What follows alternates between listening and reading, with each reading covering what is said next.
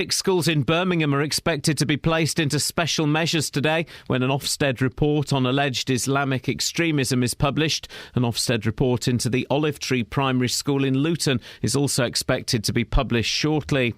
Gunmen disguised as security guards have killed 11 people in a 5-hour battle at Karachi airport in Pakistan.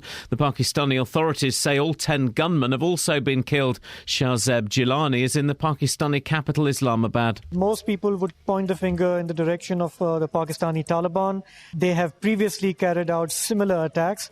Taliban have a track record, determination and the will to carry out these kind of suicide missions. The English Defence League say they plan to march again in Stevenage next month. Hertfordshire Police say Saturday's march and a counter-protest by the TUC passed off without any trouble. 200 officers were on duty, with police estimates of a total of around 450 marchers.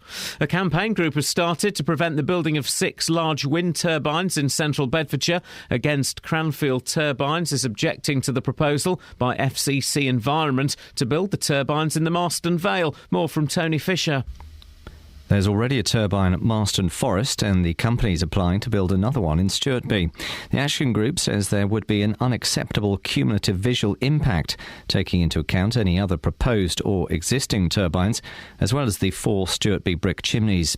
It also says that Cranfield Airfield is opposed to the plans, as the turbines may interfere with its operations. In sport, a first Formula 1 victory for Milton Keynes Red Bull driver Daniel Ricciardo in the Canadian Grand Prix. He finished ahead of championship leader Nico Rosberg, with teammate Sebastian Vettel third. Lewis Hamilton was forced out with brake failure. It's 2 DNFs for me, and that's none for Nico. So, but these are learning experiences. We will learn as a team. We'll get stronger, and I'm sure that we won't have an incident like today where we both were at risk. The weather: any rain clearing to leave a warm and sunny day. A maximum temperature 24 degrees Celsius, but with the chance of heavy thundery showers later. And you can get the latest news and sport online at bbc.co.uk/3 counties. BBC Three Counties Radio's big tour of beds, hearts and bucks. I like the community feel, the shops, the schooling. It's just a lovely atmosphere, lovely place to live. It's all about where you live. It's got a really lovely feel, got lovely walks all around. And all this week, we're featuring Abbots Langley. Just a lovely village to live in. The best thing, I think, is the community. The big tour of beds, hearts and bucks. BBC Three Counties Radio.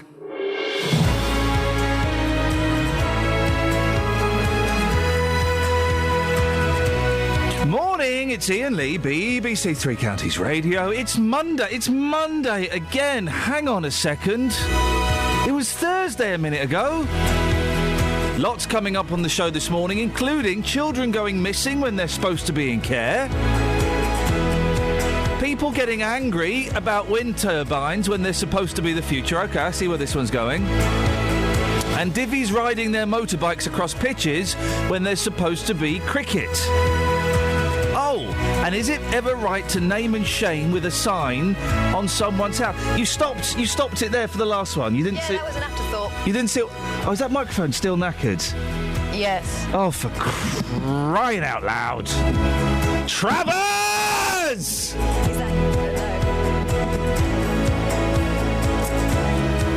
I'm gonna be really rude and ask you two to swap microphones, if that's all right. Isn't it great to know that when the output equipment here at BBC Three Counties Radio doesn't work, it gets seen to immediately? 08459 455 555. Across beds, hearts and bucks. This is BBC Three Counties Radio. But before that, let's have a bit of this. Suck it to me. Floating in the river with a saturated liver, and I wish I could forgive her, but I do believe she meant it when she told me to forget it, and I bet you will forget it when you find me in the morning wet and drowned, and the wood gets drowned. I'm going down. I'm coming up for air, it's pretty stuffy under there. I'd like to say I didn't care, but I forgot to leave a note, and it's so hard to stay afloat. I'm soaking wet without a boat, and I knew I should have taken off my shoes. It's front page news. Going down.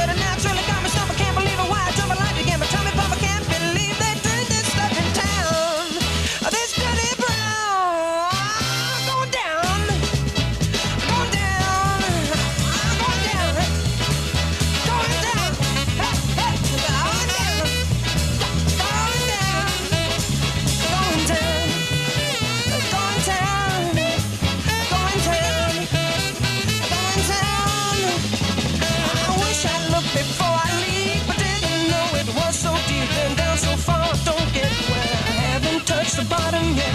This river scene is getting old. I'm hungry, sleepy, wet and cold. She told me to forget it nice. I should have taken her advice. I only want to go on home. I'd gladly leave that girl alone. What a way to spend the night. If I don't drown, I'll die of fright.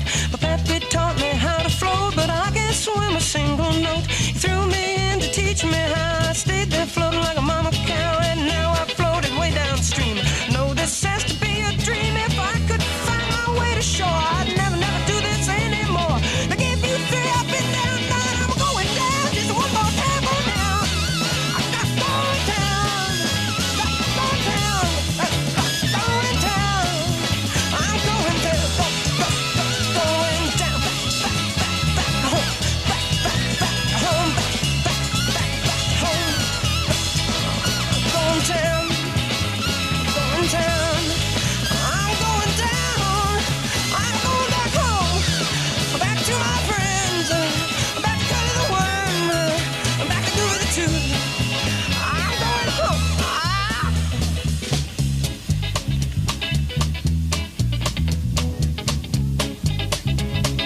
Now the sky is getting light. Everything will be alright. Think I finally got the knack of just floating lazy on my back. I never really liked that town. I think I'll ride the river down, just moving slow and floating free. There's a river swinging under me, waving back to the slopes on shore. I should have thought of this before. I float on down to New Orleans and pick up on some swinging scenes. I'm gonna know a better day. I'll go down, moving all the way, going down. Go down. I'm going down, back down to New Orleans, back home. I'm going down. It's the Monkees. It's the Monkees. I know. B-side to Daydream Believer. Yes, here we go. Fact fans. 08459 455 555 is the phone number if you want to give us a call now. Children's campaigners have expressed alarm at the revelation that more than 250 children have gone missing from council care in the 3 counties in the past 2 years alone. The youngest child to disappear locally was just 10 years old. The problem isn't confined to our area. Across the country, almost 5,000 looked-after children and babies have disappeared. Journalist Paul McNamara got hold of the figures and joins me now. Morning, Paul. Morning. Paul, what made you look at this in the first place? Well, it was something we first started looking at about 18 months ago when April Jones went missing. And it was coupled with but at the same time there were investigations of grooming, and a lot of grooming cases that were coming out had been children in looked after care. And it just started making us think that if children that are perceived to be, nice children from nice families go missing, the world knows about it. But actually, there are possibly thousands of children out there, we thought at the time, that go missing, that people don't really care, that people aren't as cared about. And so we thought, well, let's start looking into it, let's see if that's actually the case. And it turns out it is. 250 kids have gone missing from council care in Beds, Herts and Bucks in the past 2 years. That's an incredible figure. What do we mean by missing? So we asked for... in fact, we asked all councils. It was quite a blunt question that we asked them. It's just how many children that are looked after in council care are going missing, and tell us how long they're going missing for. So for the vast majority of cases, this is children that have gone missing for a few hours at a time. But actually, we've had cases, especially in Bedfordshire, for example, we've had kids going missing for almost 2.5 weeks. So this isn't just kids leaving and we have no idea where they are for 20 minutes. This is a considerable amount of time. And what's happening to them in these 2 weeks that they're away? Well, this is part of the problem. No one actually knows. And when we've been speaking to campaigners, one thing that they've told us is that a lot of the time when kids, especially teenagers, come back to the care homes, the measures that are taken are more punitive, as opposed to having lots of carers there that can talk to them, can reason with them and ask, what is the root cause? Not you've gone missing, now let's punish you for it, but what are the reasons why you've gone missing? Now let's address those. So is that in place? If these kids do go missing, does the council go and look for them? Are there people out there looking for them, or is it just kind of waiting till they come back? Well, it's varied across all counties. It depends completely on what resources each county have. But for the majority of teenagers, it does look like it's It's almost an unwritten thing that we sort of know the general place where they are. We know what they're up to. They will come back at some point. Do you think that's good enough? Personally, no. I mean, I think. Yeah. This is a really, really emotive subject. And it's not until you start digging around in it that you actually start getting really wound up about it. Like, what we thought from the outset, it seems to be completely true, is that if someone from what we all perceive to be a nice family goes missing, there is absolute outrage about it. But if these children, who, let's face it, these are children that don't have as many people backing them in life. These aren't the kids that have huge resources behind them and whatnot. And they really are just sort of a falling away part of society that we're not caring enough about. Yes, it does seem, doesn't it? If you're, and with the greatest respect to everybody in these, if you're a pretty blonde, middle-class young girl that goes missing, then it's front-page news. And, if you don't look like that and you come from a slightly different background, well, tough. It does seem to be like that. But I will caveat this with, because we did an awful lot of research on this for the past few months. And a lot of the council workers that we've spoken to, social workers that we've spoken to, because, let's face it, the past few years, social workers have got a real kicking in the press. But actually, the ones that we've spoken to, are just so upset about this, and they're outraged about this. This is what they spend their life doing. The last thing they want to see is kids going missing. But the big problem seems to be is lack of resources. And that's it, is it? That if more money were pumped into this, then they would be able to do more? Well, this is a very interesting aspect that came out of our research, and that's actually 70% of children's homes are privately funded. They're not owned by the councils, they're owned by private contractors. And this is very interesting as well for Beds, Herts and Bucks, because, there is such a massive spread in the numbers that we found across Bedfordshire, Hertfordshire, Buckinghamshire. So in Hertfordshire, you've got 209 children going missing, a total of 1,533 times. In Buckinghamshire, you've only got 7 kids going missing. But the one thing that doesn't tell us is where these kids have gone, where these kids have actually ended up, because it turns out that very few councils actually have enough provision within their local area to handle missing children. So you'll get children that are there might be kids from Buckinghamshire, for example, that are ending up in children's homes in Hertfordshire. And if you've got teenagers that have been displaced by maybe 100 miles, 150 miles, they're not going to like it. They're going to end up running away and going back to where their families are from. Paul, it's a great bit of research. Well done for getting these figures. That's Paul McNamara, 08459 455 555, if you want to have your say on that. Travel news for Beds, Herts and Bucks. BBC Three Counties Radio. Good morning. On the speed sensors, major routes are not looking busy yet so far. The M1 and M25 both flowing without any problems. Got some roadworks in Wing ongoing. The Aylesbury Road is closed as you head towards Leighton Buzzard. That's between Church Street and the Wing roundabout. I'm Alice Glossop, BBC Three Counties Radio. Thank you very much. 6:16, it's Monday the 9th of June. I'm Iain Lee. These are your headlines on BBC Three Counties Radio. A 10-year-old is among over 250 children that have gone missing from council care in the three counties in the past 2 years. Figures have been obtained under a Freedom of Information request. A motorcyclist has died after a collision in Stokenchurch in Buckinghamshire yesterday morning. The 41-year-old man was pronounced dead at the scene. And in sport, there was a first Formula One victory for Milton Keynes Red Bull driver Daniel Ricciardo in the Canadian Grand Prix. BBC Three Counties Radio.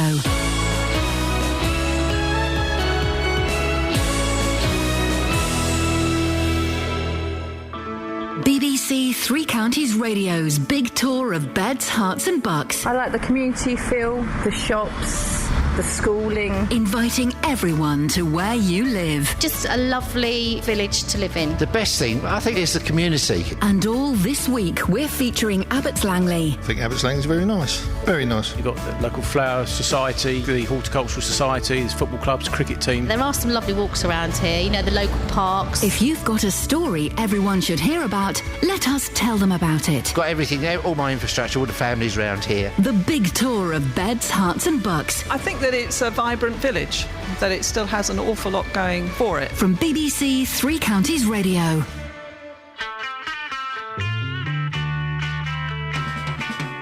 Asked the girl what she wanted to be. She said, baby, can't you see? I want to be famous, a star of the screen. But you can do something in between. Baby, you can drive my car. Yes, I'm gonna be a star. Baby, you can drive my car. And baby, I love you. I told that girl that my prospects were good. And she said, baby, it's understood. Working for peanuts is all very fine, but I can show you a better time. Baby, you can drive my car. Yes, I'm gonna be a star. Baby, you can drive my car. And baby, I love you. Beep, beep, beep, beep, yeah.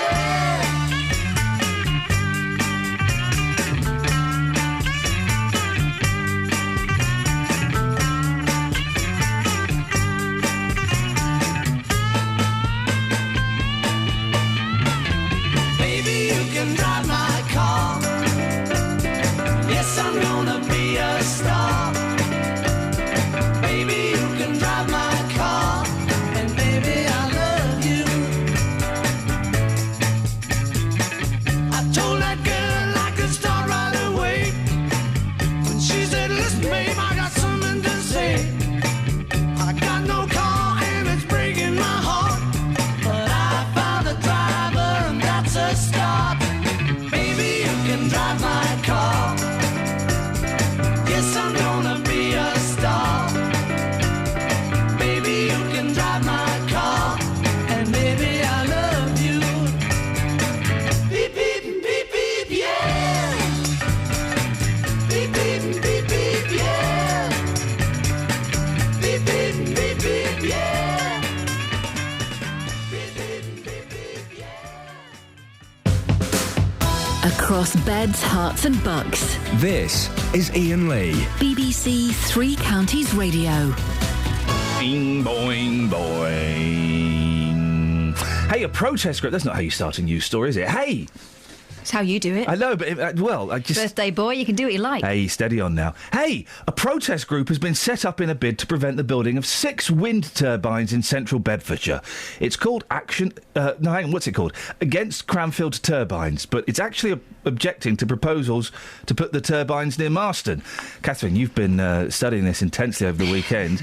It sounds like there might be a lot of turbines. Well, according to this action group, there are already too many tall structures in the area and more turbines are proposed. This, in their description, would be an unacceptable cumulative impact. I think it means that if they all go up, it will make a huge negative difference.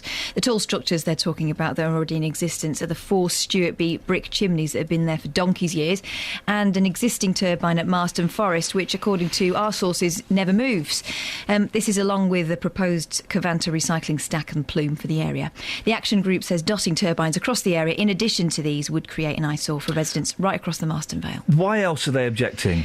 Well, they have a list, including this. They're unhappy that efforts to return land at Brogborough to nature after years of using it, first for clay extraction, then for 25 years for a landfill, will be spoilt by sticking these turbines up nearby. They also claim there's not enough information about how much noise these things will generate, given the unusual landscape of the Vale and the Cranfield Ridge. Are they going to bang on about salamanders and bats? Is that there? Birds and bats. Oh, right, OK, yeah. They are concerned about the potential harmful effect on bird and bat populations, as the proposed turbines are very close to semi-ancient woodlands, Marston Thrift and Holcote Wood. There are significant bat and bird populations there, and they claim that they are known to be at considerable risk from turbines. Perhaps more significantly, the action group says that Cranfield Airfield is objecting to the plans because they think the turbines may interfere with their operations. Why do we need these turbines in the opinions of some? Well, the opinions and the documentation supplied to Central Bedfordshire by consultants as part of the application for the proposed development at Brogborough landfill has been driven mainly by initiatives and targets set by the government to combine climate change, renewable combat climate change. Renewable energies such as wind are inexhaustible, they say, and not subject to unstable fuel markets. Wind turbines are easily and quickly decommissioned, leaving no adverse legacies. I think, is there a word unstable? Is it unstable? Well, I would say that, yeah. OK, what do you want there? A nuclear power plant or fracking? Or wind turbines? Pick one, anyone. I don't get it. I think wind turbines... we went to Bristol at the weekend and I drove past loads of wind turbines. I genuinely think they look stunning. And what else are you going to do? What, you want some fracking over there? Is that what you want? You want to have a nuclear power plant? Got to do something. The energy's got to come from somewhere and they can't do it invisibly. Oh, no, we're not against wind turbines per se, just not where we can see them. Well, you'll be speaking to both sides in the course of the programme, so maybe you'll have your opinion changed. I doubt it, but you may be. Oh, wait, can we just put this out there? 08459 455 555. Wind turbines are beautiful. I think they're beautiful. I think they look wonderful and majestic. And surely it's just a 21st century equivalent of Windy Miller, isn't it? The old windmills. Not Windy Miller himself, he was weird, wasn't he? But the windmills is the 21st century equivalent, isn't it, Catherine? I don't know why you're laughing at that reference. Well, because of the Windy Miller. Is that a euphemism in your house? Oh, someone's a bit Windy Miller. No, I know what you mean. And I think that if you look along our landscape, there is evidence of different phases in our history and different ways that we try to address various problems we're having. I don't know. Maybe this is another one of them. Do you need Kelly to pull those splinters out of your backside? Look at you sitting on the fence. I'm trying to be open-minded about it because we're going to hear both arguments and I don't want to form my opinion already. I kind of know which way I want to go.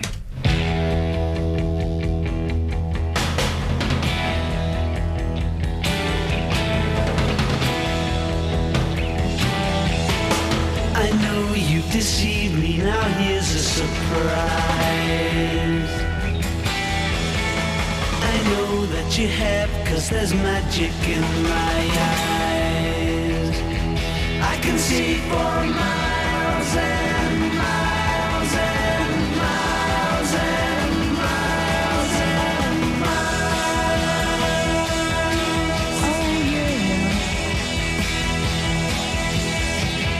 If you think that I don't know about the little tricks you play and never see you when deliberately you put things in my way, well, here's a poke at you. You're gonna choke on it too. You're gonna lose that smile because all the while I could see for miles and miles. I could see for miles and miles.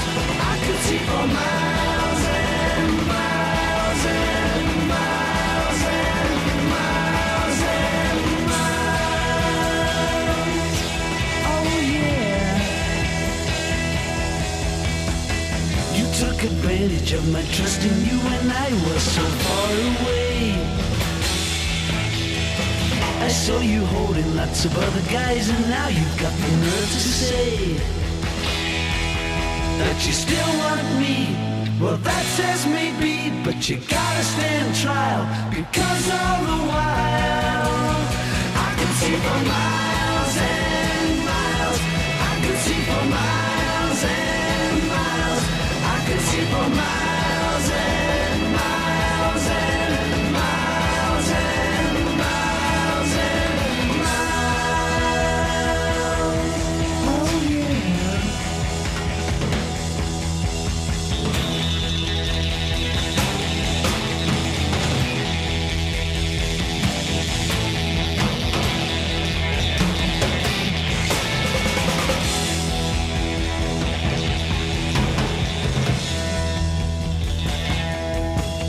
I know you've deceived me, now here's a surprise. I know that you have, 'cause there's magic in my eyes. I can see for miles and miles and miles and miles and miles. Oh yeah. The Eiffel Tower and the Taj Mahal reminds us here on clear days. You thought that I would need a crystal ball to see right through the haze. Well, here's a poke at you. You're gonna choke on it too. You're gonna lose that smile Because all the while I could see for miles and miles. I could see for miles and miles. I could see for miles and miles and miles and miles and miles and miles and miles and miles.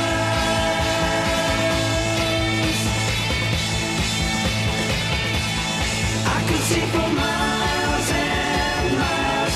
I could see for miles and miles. I could see for miles and miles. Morning, this is Iain Lee, BBC Three Counties Radio. Coming up, we'll put it on the Facebook page. We've got a cracking picture. Right, there's a house. Well, you describe it, Catherine. It's an amazing picture, isn't it? Hello? Hello. Oh, that one there, you've stopped, haven't you? Yes. Yeah, there's a semi in Flitwick. Sorry? There's a semi in Flitwick. Detached. With a big sign on it. That my mum noticed actually over the weekend. Yeah. And the sign reads, "Rent dodgers live here." Oh, and It's there's been bolted onto the side And of there's the a house. it's a big old-fashioned finger, isn't it, pointing to the door? Yeah. So someone's got beef. Someone's got big beef. I don't know who I feel more sorry for. There were people clustered around it taking photos and laughing. Oh, laughing? Oh, I don't know about that. That's a little bit inappropriate. Whoever's in there can't pay their bills. Is that something we should be Well- highlighting? Well, maybe they can pay their bills and they're choosing not to. We don't know the full story. A lot To of me, it doesn't guesswork. look like they're living in the lap of luxury. No, it's not exactly, a high-end property, shall we say. We'll put the picture on the Facebook page. I'm just keen to know who your sympathies lie with. Is it the people in there who, for whatever reason, have not paid their rent, or is it the landlord, landlady? Who... Well, we don't know it's the landlord or landlady. It seems that that's the most obvious person that would have done it. We'll put it on facebook.com/BBC3CR. You can give me a call, 08459 455 555. Travel news for beds, cards and bugs. BBC Three Counties Radio. On the M1 London bound between junction 10 for Luton and 9 for Redbourne, things starting to build up now on the speed sensors. The same goes for the M25 anti-clockwise, looking busy between junction 21 for the M1 and 20 for Kings Langley. The A1M northbound around junction 6 for Welland. We've also got a busy patch showing up there. Public transport, no reported problems. I'm Alice Glossop, BBC Three Counties Radio. Across beds, hearts and bugs. This is BBC Three Counties Radio.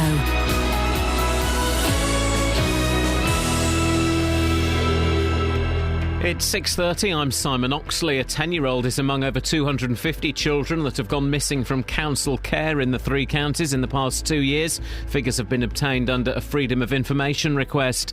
A motorcyclist has died after a collision in Stokenchurch in Buckinghamshire yesterday morning. The 41-year-old man was pronounced dead at the scene. Gunfire has reportedly resumed at Karachi Airport in Pakistan after gunmen disguised as security guards killed 11 people in a 5-hour battle. The Pakistani authorities had said all 10 gunmen had been killed. And a campaign group has started to prevent the building of 6 large wind turbines in central Bedfordshire. Against Cranfield Turbines is objecting to the proposal by FCC Environment to build the turbines in the Marston Vale. Three Counties Sports. BBC Three Counties Radio. The first Formula One victory for Milton Keynes Red Bull driver Daniel Ricciardo in the Canadian Grand Prix. He finished ahead of Championship leader Nico Rosberg, with teammate Sebastian Vettel third. Lewis Hamilton was forced out with brake failure. Delight, though, for Ricciardo. When you see athletes and stuff have their first big achievement and they say, they can't describe the feeling, and it sounds like all of them say the same thing, but it's true because you do dream of it. I genuinely, as a kid, pictured myself on the top step of a Grand Prix podium, seeing a sea of people one day, and then when you're up there actually seeing that, it's really cool. In football, Stevenage have started their rebuilding with 3 new signings. Former Colchester midfielder Andy Green, Woking goalkeeper Sam Besant and Newport defender Harry Worley have all joined Graham Westley's squad. Luke Chadwick is leaving Milton Keynes Dons after 6 years to join Cambridge after helping them to promotion from the conference. And Watford defender Lloyd Doyley was in the Jamaica team, beaten 8-0 by France last night in a World Cup warm-up match. Rafael Nadal won the French Open tennis, beating Novak Djokovic in 4 sets. Meanwhile, Andy Murray has appointed the former Wimbledon ladies champion Amelie Mauresmo as his new coach. Murray's in action at the pre-Wimbledon Queen's Club event, which starts today. And in cricket's Minor Counties Championship, it's day 2 of 3. 23 wickets fell yesterday at Barrow, with Buckinghamshire all out for just 54. Cumberland dismissed for 118 and Bucks 32 for 3 in their second innings. Bedfordshire made 248 at Luton against Suffolk, who were 65 without loss, and at Hertfordshire were all out for 351, with Cambridgeshire 66 without loss in reply. BBC Three Counties News and Sport. The next full bulletin is at 7. Call 08459 455 555. BBC Three Counties Radio. Karachi is one of my favourite places in the world. I was just telling Catherine this. I worked in Karachi for nearly 3 months in Pakistan, and it always saddens me when there's stories of nutjobs running around with guns. But it doesn't surprise me, because there were people selling rifles in the street. I was offered so many rifles to buy when I was there. I could only afford 5. I didn't buy any rifles. When we were there, we were filming, making a movie. I was doing props, starring Christopher Lee as Jinnah, who's kind of the Pakistani Gandhi, although if you were to say that, you would be beheaded. And we got death threats every single day for 3 months. Because you were dealing with that subject, or because... Because it was because it was Dracula was playing Jinnah, they found that incredible. The thing is, Christopher Lee really looks like Muhammad Ali Jinnah, looked incredibly like him. But because we had Dracula playing their national hero, every day, death threats. And I was just saying, there was a scene in the street. I can't remember what was going on, but we had the extras. One side were police and one side were the army, real police and real army, as extras, and they were supposed to be having like a little pretend fight. They ended up beating the bejesus out of each other. It got really nasty, and guns were drawn, and I was there with my dad, and my dad said, right, forget everything, drop everything, we are going now. And as we ran off, we heard gunshots. Oh my God. We were having lunch one day, right, and the security were the coppers, and there was a gunshot. And we were going, I bet one of the police has shot himself. One of the policemen had shot himself in the foot. He was messing around with his gun. He shot himself in the foot! And then my final Pakistan story. We went out, me and a friend. I didn't go out very often on my own, but we went out, this was in Lahore. And we went to a market because we'd heard that we were on the front, me and this guy Campbell were on the front page of the newspapers, and we were, I've got it, it's brilliant. Probably with something not very nice over the top of it. Probably, but we were, there was a picture of us making fake shovels to attack Christopher Lee with. It's a really cool picture. Anyway, Campbell went off to the hotel. He said, "You going to be all right?" I said, yeah, this is my first night on my own. I was like, yeah, I'll be all right. I don't know. And so I'm wandering around having a fun time, and I got a little tuk-tuk back to the hotel. And we went down this really, really dark alley, and suddenly 5 soldiers stepped out with rifles, pointed rifles at me, and they were telling me to get out. And as I got out, the tuk-tuk driver went to drive off, and I went, "Oi, you're staying here." And they had a rifle in my chest. What were they after, bribe or something? I don't know what they were after. And I was thinking, yeah, the Pakistan Army, they make people disappear, don't they? And I was, I was wetting myself. Their English wasn't very good. My Urdu was pretty poor. All I could do was say pigeon, count to 10, and swear. Why did you say pigeon? Kabuta. That's the only word I knew. I didn't know many words. I could count to 10 and I could swear, and I thought none of these are going to get me out of this. And they were jabbing me in the chest with a rifle, and I was terrified. Oh, and luckily I had these newspapers, because I was able to show them the newspaper with a picture of me, and I'm going, "It's me making a movie," and they read this and they let me go eventually. Because they thought people would notice if you disappeared. They thought people would notice if I was brutally murdered by corrupt Pakistan soldiers. Anyway, that's why I love Karachi so much. I can see why you'd have that affection. What you got in the papers? Vera Lynn in the charts again at the age of 97. Oh, Vera Lynn. National Treasure is actually what the album's called. Oh, Vera Lynn, National Treasure. Good for her. Released on Monday to mark the 70th anniversary of the D-Day landings, and features all the classics. It's propelled the 97-year-old to the position of the oldest living artist to ever feature so highly on the chart. I've been to her house. Have you? Yeah, I've been to her house. And was she in, or were you in a balaclava? No, she was in. I'm not going to terrify an old woman, although we did go for a television show and we did go to set her up, and I just couldn't do it. I couldn't do it. She was just too lovely. Yeah. She was too lovely. I felt guilty, but she was delightful. Tea at Vera Lynn's house. Who'd have thunk it? 08459 455 555. Should we have a little musical interlude? Yeah, why not? Yeah, why not? On the other side of the street I knew stood a girl that looked like you. I guess that's deja vu, but I thought this can't be true, 'cause you moved to West LA or New York or Santa Fe or wherever to get away from me. Oh, but that one night was more than just right. I didn't leave you, 'cause I was all through. Oh, I was overwhelmed and frankly scared as hell, because I really fell for you. Oh, I swear to you, I'll be there for you. This is not a drive-by. Just a shy guy looking for a two-fly. Hefty thing to hold my love. When you move me, everything is groovy. They don't like it, sue me the way you do me. Oh, I swear to you, I'll be there for you. This is not a drive-by. On the upside to a downward spiral, my love for you went viral, and I loved you every mile you drove away. But now here you are again, so let's skip to how you've been and get down to the more than friends at last. Oh, but that one night is still the highlight. I didn't need you until I came to, and I was overwhelmed and frankly scared as hell, because I really fell for you. Oh, I swear to you, I'll be there for you. This is not a drive-by. Just a shy guy looking for a two-fly. Hefty thing to hold my love. When you move me, everything is groovy. They don't like it, sue me the way you do me. Oh, I swear to you, I'll be there for you. This is not a drive-by. Please believe that when I leave, there's nothing up my sleeve but love for you and a little time to get my head together too. On the other side of the street I knew stood a girl that looked like you. I guess that's deja vu, but I thought this can't be true, 'cause oh, I swear to you, I'll be there for you. This is not a drive-by. Just a shy guy looking for a two-fly. Hefty thing to hold my love. When you move me, everything is groovy. They don't like it, sue me the way you do me. Oh, I swear to you, I'll be there for you. This is not a drive-by. I can never work out if I like that song. I think I don't.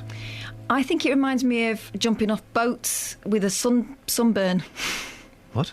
It's like a booze cruise song, isn't it? Kelly Betts, let's see what you've switched to the broken microphone. Let's just hear how you sound. Hello. Hang on. Hello. Oh, you sounded Yes, a all right little for a bit. second, and now you're... Tell us what you had for breakfast. I haven't had breakfast yet. Is that better? No. No, but it's... Do you know what? Whereas you sounded really old-fashioned, Kelly sounds hot. Oh. Oh. Hello. You see? She's doing a posh voice, that's why. Don't do a posh voice. Do, pretend I phoned up for a chat. Sup? Well, no, not that kind of chat. Oh. Just chitty chat. What I'm trying to do is get you to say more than just one word. Dennis. Oh, for goodness sake. She sounds like she's got a megaphone. Doesn't she? Okay, Dennis. There's literally very, very little in the papers. No, they're just picking on people. Hey, some good news for poverty. Right. I didn't think that was a thing anymore after the Make Poverty History. No. You got in the Reach seat and I was down with the poor folk. Please get over that. I'm not talking about British poverty. I'm talking about Brazilian poverty. Oh yeah. Brazil, one of the poorest. Have you heard this? Do you know? But I saw the pictures of some tribesmen wearing England shirts. Oh, that's brilliant. That's kind the of Seven Sun, Shades isn't it? of Wrong. That's the Sun. Who have they got to wear football shirts? Gosh. Some tribe that have never seen people. The Mattis tribe. The old Mattis, eh? Tiny group, remote home. I mean, that's telling you they don't want to be bothered. They paid them with firewater. And man-made fibres. No, the England football team. You know that team where some of the people are really smug, arrogant, thick people who get paid £500,000 a week? Yeah. They're going to see one of the poorest shanty towns in Brazil today. I'm thinking they won't go to the poorest one because they'll probably get kidnapped. They're going to go to a shanty town and look at poverty, stroke their chins and go, isn't this bad? Now, can we go back and watch the pay-per-view movies in our hotel, please? That's what they're doing today, huh? What are they going to do? They could feed one of those families for ever with like a week's wages. Are they going to do that? No, they're going to go. Oh, poor people. Yeah. Football, anyone? Beer? Are their kids still living in the sewers in Rio? Yeah. Didn't they kill a lot of them? Yeah. That's happening in Rio. There were hit squads. There were hit squads that killed the poor kids. Yeah. And there are children working as prostitutes to try and get food for their families. Yeah. Should be a fun trip out for those guys. Hey, Andy Murray's trips out. Should we send Ben on one? Oh yeah, Ben's our Matt, who was our Ben, come Justin. sit on my microphone there. Ben's our Matt, who was our Justin, which is great news. Good morning to you, Ben. Hello. You have bought some of the worst coffee ever. Yeah. Was that what that was that I just drank? No, that wasn't. No, I can make you some. Ben's bought this weird coffee. When we say the worst, I'm sure it's an excellent brand. I'm sure everybody loves it. It's called Tiger. I'm sure it's a wonderful, wonderful drink. It comes in a big plastic jar, like the penny sweets. Yes, that's right. In a shop. And it's called a 3-in-1. What does a 3-in-1 mean? It means that you don't have to do any kind of mixing whatsoever. You just it's got all the coffee, the sugar and the cream in one packet. Wow. And he sold it to us by going, hey guys, does anybody want any of this? It's really bitter. Yeah. We said no. We're very delicate when it comes to coffee these days. Very, very sensitive souls. But you've had a Tiger and you liked it? I'm feeling great, I must say. There wasn't as much floating in this one as the ones yesterday, so that's a bonus. I don't like a floater. I do not like a floater. Speaking of which, I was at Elstree again on Saturday, and my thing... No, No, it wasn't me this time. It wasn't, because I was using the tap, and the water from the tap pushed out faecal matter through the shower. Shower again. They mentioned the shower in the programme, I noticed. Yeah, they did, because they came and saw it. I got it.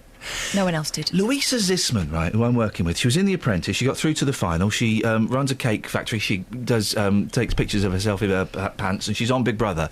She bought she was wearing a really nice pair of trainers. Yeah. Purple glittery trainers at the weekend. I said, oh, they're nice shoes. How much are they? Have a guess. £200. Kels, have a guess. £6,000. Now you're being silly. £1,600. Yes, pick your chin up off the floor, young man. £1,600. She's only worn them twice. I was close.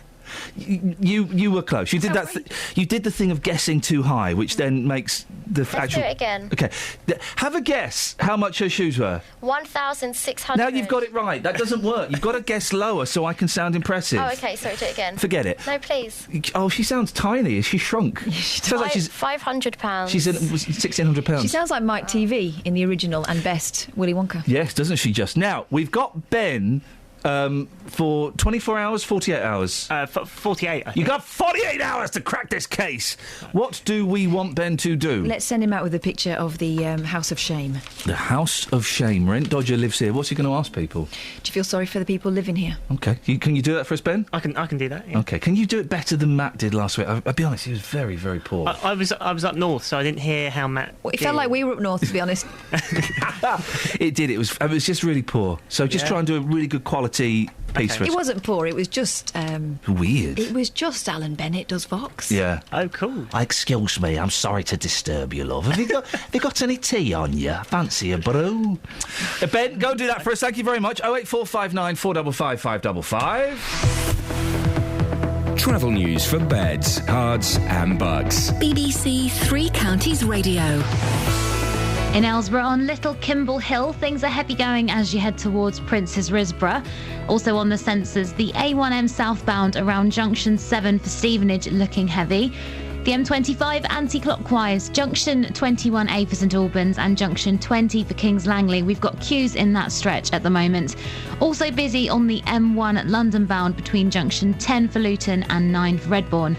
Public transport has no reported problems. I'm Alice Glossop, BBC Three Counties Radio. Thank you, Alice. 6:46, it's Monday the 9th of June. I'm Iain Lee. These are your headlines on BBC Three Counties Radio. A 10-year-old is among over 250 children that have gone missing from council care in the Three Counties in the past 2 years. Figures have been obtained under a Freedom of Information request. A motorcyclist has died after a collision in Stokenchurch in Buckinghamshire yesterday morning.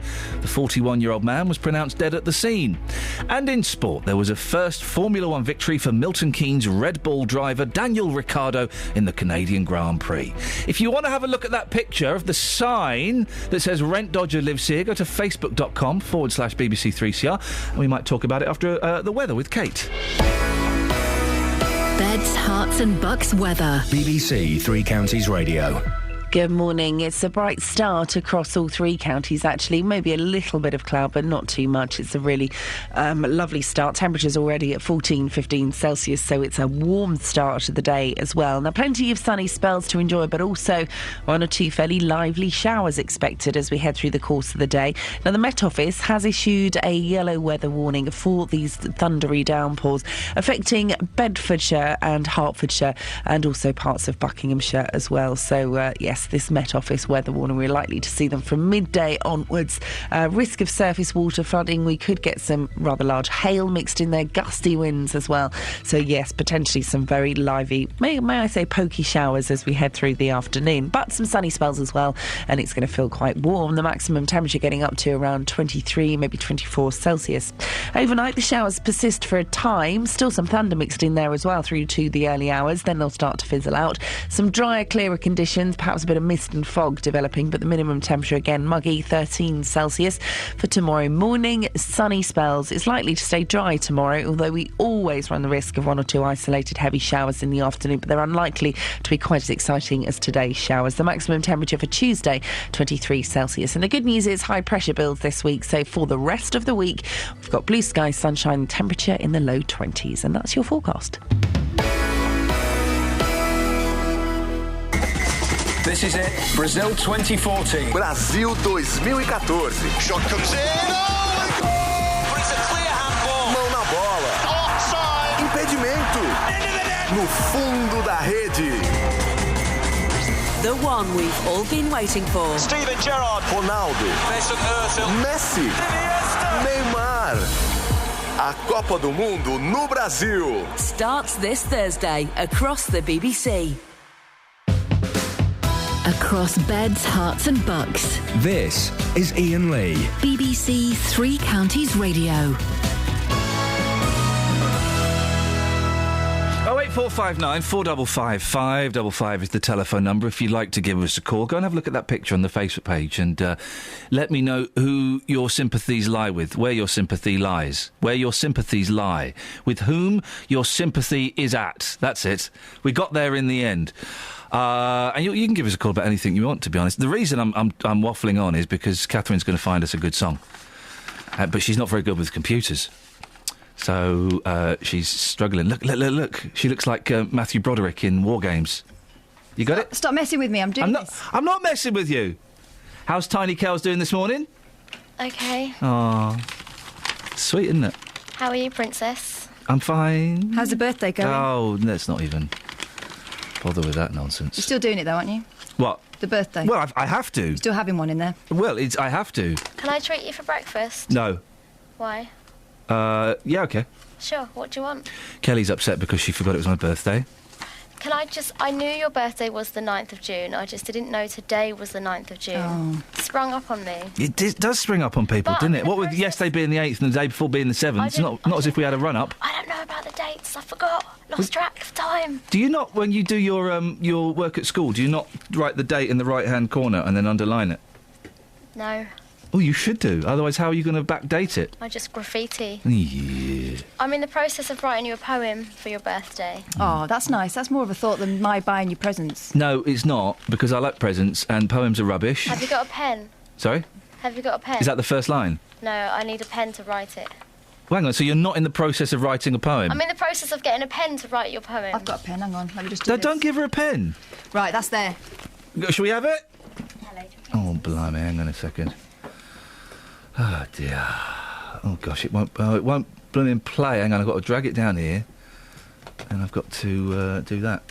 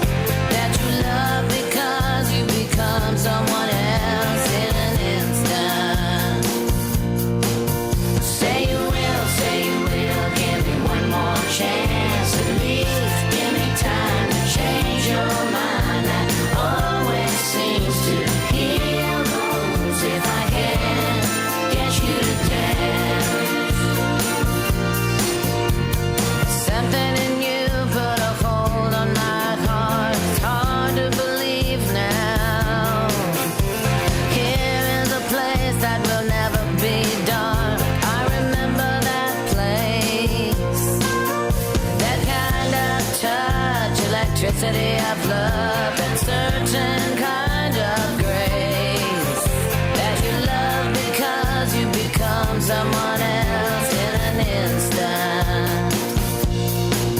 Say you will, give me one more chance at least. Give me time to change your mind. That always seems to heal the wounds if I can get you to dance.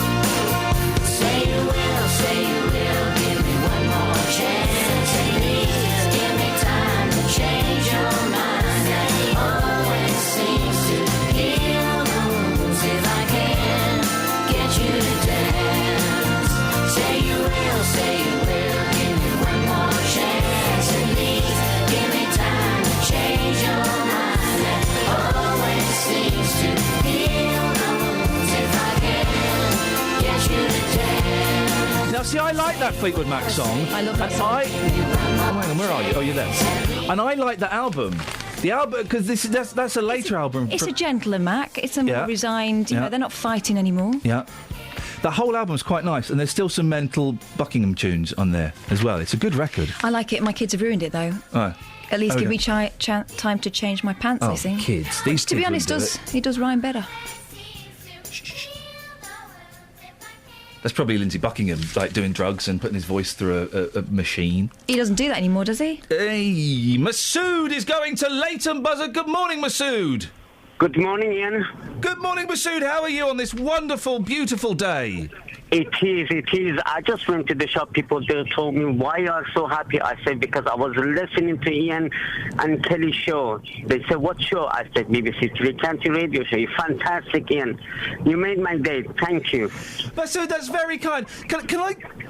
You said something there. Can I pick you up on something? Please. You said Iain and Kelly's show?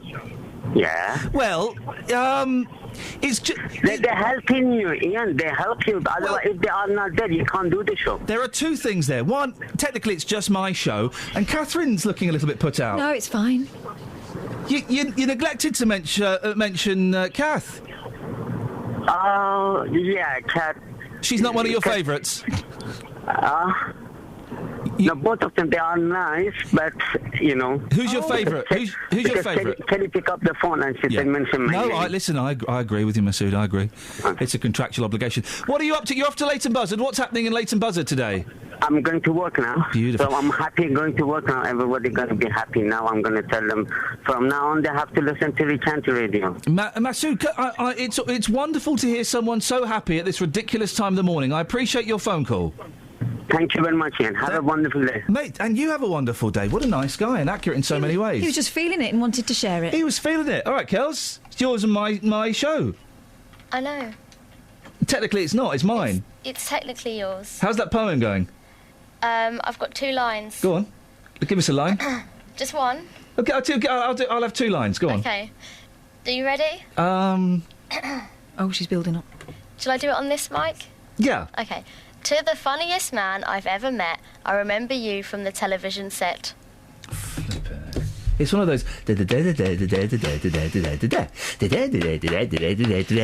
I know the tune. You're welcome. It's the one she did for Brian Connolly. Oh, do you know who Brian Connolly is? Yeah. Who is he? He's from Scotland, comedian. Do you know what his catchphrase was? No. Have a guess. Don't know. Oh, dear. Oh, dear. Are we old or is she young? Or is Brian Connolly just a... You're definitely old now. Oh. I'm still very much mid-30s. Do you know what? That's the 3rd time I've nearly sworn this morning on radio. I've got because you're getting on. I think you're allowed to. Isn't there a law in the BBC book that if it's your birthday, you're allowed to... You can do what you want. Do what you want. You're late 30s anyway. So, no, we've got some comments on the Rent Dodger sign. Oh, good. Jenna says, I think this is a bit much. I understand if it was a rapist or a convicted criminal, benefit cheat, but this is a little much for someone who hasn't paid their rent. I can understand the landlord's anger, but still. I mean, we must say we're not sure it's the landlord. No. I mean, it would seem logical that it might be, but... Anne-Marie says, should be paying their rent then, shouldn't they? And Mark says, bring back the workhouse for those who won't pay. And often it is won't, as those who can't afford to pay often go without, so they do. So it's kind of half and half, more edging towards the people whose rent is deserved. 08459 455 555. We sent Ben out to have a little look at that. If you want to see the picture, go to the Facebook page and have your comment, and we might read it a bit later on. Travel news for beds, cards and bugs. BBC Three Counties Radio. The M1 London bound between junction 11 for Dunstable and 9 for Redbourne looking very slow on the sensors now. Also the M25 anti-clockwise between junction 21A for St Albans and 20 for Kings Langley. We've got queues. Slow going between junction 17 for Maple Cross and 16 for the M42. And on the speed sensors in Harpenden, the High Street looking busy in both directions around the Station Road. Public transport has no reported problems. I'm Alice Glossop, BBC Three Counties Radio. Alice, thank you very much indeed. Wasn't it nice to get such a jolly caller? That's exciting, and he put it squarely on mine and Kelly's shoulders. I think Catherine was perhaps a little bit of a downer on him, and sorry about that, Kath. That's... Oh dear, oh dear, oh dear. Lots coming up in the next hour of the show. I'll tell you what in a few minutes after we get the latest news and sport with Simon Oxley.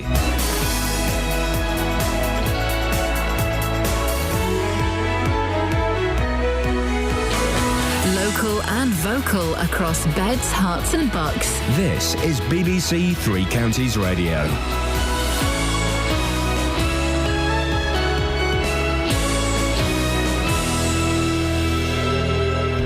It's 7 o'clock. The headlines: missing children in council care, motorcyclist killed in Buckinghamshire, and Grand Prix win for Milton Keynes team. BBC Three Counties Radio. A 10-year-old is among over 250 children that have gone missing from council care in the three counties in the past 2 years. The figures have been obtained under a Freedom of Information request. More from Matt Lockwood. In Hertfordshire, 209 children have gone missing from council care in the past 2 years. The youngest child was just 10 years old. In Bedfordshire and Buckinghamshire, far fewer children have gone missing. Councils have said they're working hard to deal with the problem. The NSPCC have described the figures as alarming, with some saying it could leave some youngsters at risk of being abused. A motorcyclist has died after a collision in Stokenchurch in Buckinghamshire yesterday morning. The 41-year-old man was pronounced dead at the scene. The crash happened on the A40 Oxford Road at the junction for Christmas Common at around 11:30. The driver of the BMW car involved was treated in hospital for minor injuries. 6 schools in Birmingham are expected to be placed into special measures today when an Ofsted report on alleged Islamic extremism is published. An Ofsted report into the Olive Tree Primary School in Luton is also expected to be published shortly. Tala Ahmed is from the Muslim Council of Britain. In addressing legitimate concern, we also have to be mindful that we do not let down a generation or perhaps generations of young people. The whole coverage of this issue so far seems to me blown completely out of proportion. There are reports of renewed fighting at Karachi airport in Pakistan. It comes just hours after security forces announced they'd ended a siege by armed gunmen at one of the terminal buildings. At least 23 people have been killed, including 10 attackers. A campaign group has started to prevent the building of 6 large wind turbines in central Bedfordshire. Against Cranfield Turbines is objecting to the proposal by FCC Environment to build the turbines in the Marston Vale. More from Tony Fisher. There's already a turbine at Marston Forest and the company's applying to build another one in Stuartby. The Action Group says there would be an unacceptable cumulative visual impact, taking into account any other proposed or existing turbines, as well as the 4 Stuartby brick chimneys. It also says that Cranfield Airfield is opposed to the plans, as the turbines may interfere with its operations. The English Defence League say they plan to march again in Stevenage next month. Hertfordshire Police say Saturday's march and a counter-protest by the TUC passed off without any trouble. 200 officers were on duty, with police estimates of a total of around 450 marchers. In sport, a first Formula 1 victory for Milton Keynes Red Bull driver Daniel Ricciardo in the Canadian Grand Prix. Daniel Ricciardo comes of age. Brilliant drive from Ricciardo. He started 6th. He wins the first race of the season for someone other than Mercedes. Well done, your first win. Wow. The weather, a warm and sunny day, a maximum temperature 24 degrees Celsius, but with a chance of heavy thundery showers later. And you can get the latest news and sport online at bbc.co.uk/3 counties. BBC Three Counties Radio's big tour of beds, hearts and bucks. Playing fields are really good for children. It's just a nice change from going into the big cities. And all this week, we're featuring Abbots Langley. I think Abbots Langley is very nice. Very nice. You've got the local flower society, the horticultural society, there's football clubs, cricket teams. It's all about where you live. Lovely environment and great people. The big tour of beds, hearts and bucks. BBC Three Counties Radio.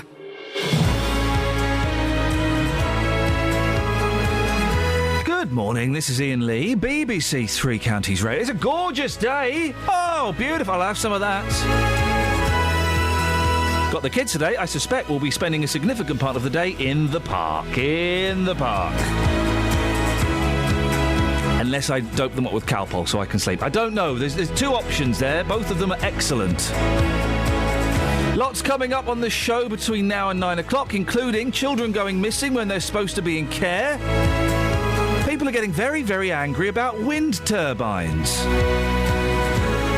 And is it ever right to name and shame? There's a sign on someone's house that claims they're a rent dodger. Well, who are you sympathetic with? Where do your sympathies lie? I don't know how to say that. Facebook.com/BBC3CR. You can send me a text, 81333. Start your text 3CR. Or, best way to do it, get in touch on the phone, 08 459 455 555.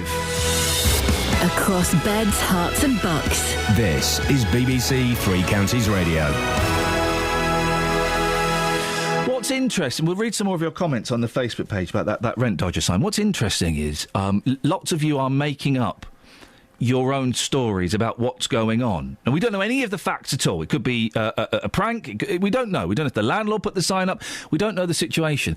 But lots of you are making interesting assumptions. We'll read those a little bit later on. Go and have your say on there now, and we'll do that in a little bit. Now, more than 250 children have gone missing from council care in the 3 counties in the past 2 years. Figures from a Freedom of Information request show the youngest child to disappear was just 10 years old. Now, it's not just a problem confined to beds, hearts and bucks. Across the country, almost 5,000 children have gone missing from council care, including babies. We can speak now to Peter Grigg from the charity The Children's Society. Morning to you, Peter. Morning. Peter, what's your reaction to these figures? Well, we're alarmed to see that any children going missing at all. We've been working in this area for around 25 years, and it always disturbs us that this is still the case. But particularly children from care, they're obviously in care in the first place because they're very vulnerable and they need that protection.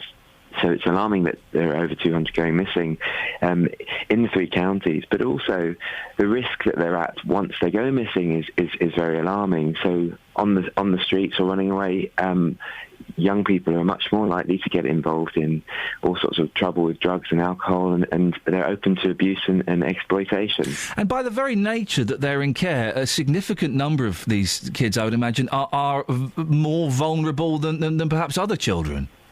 Yeah, absolutely, and that's why the figures are alarming.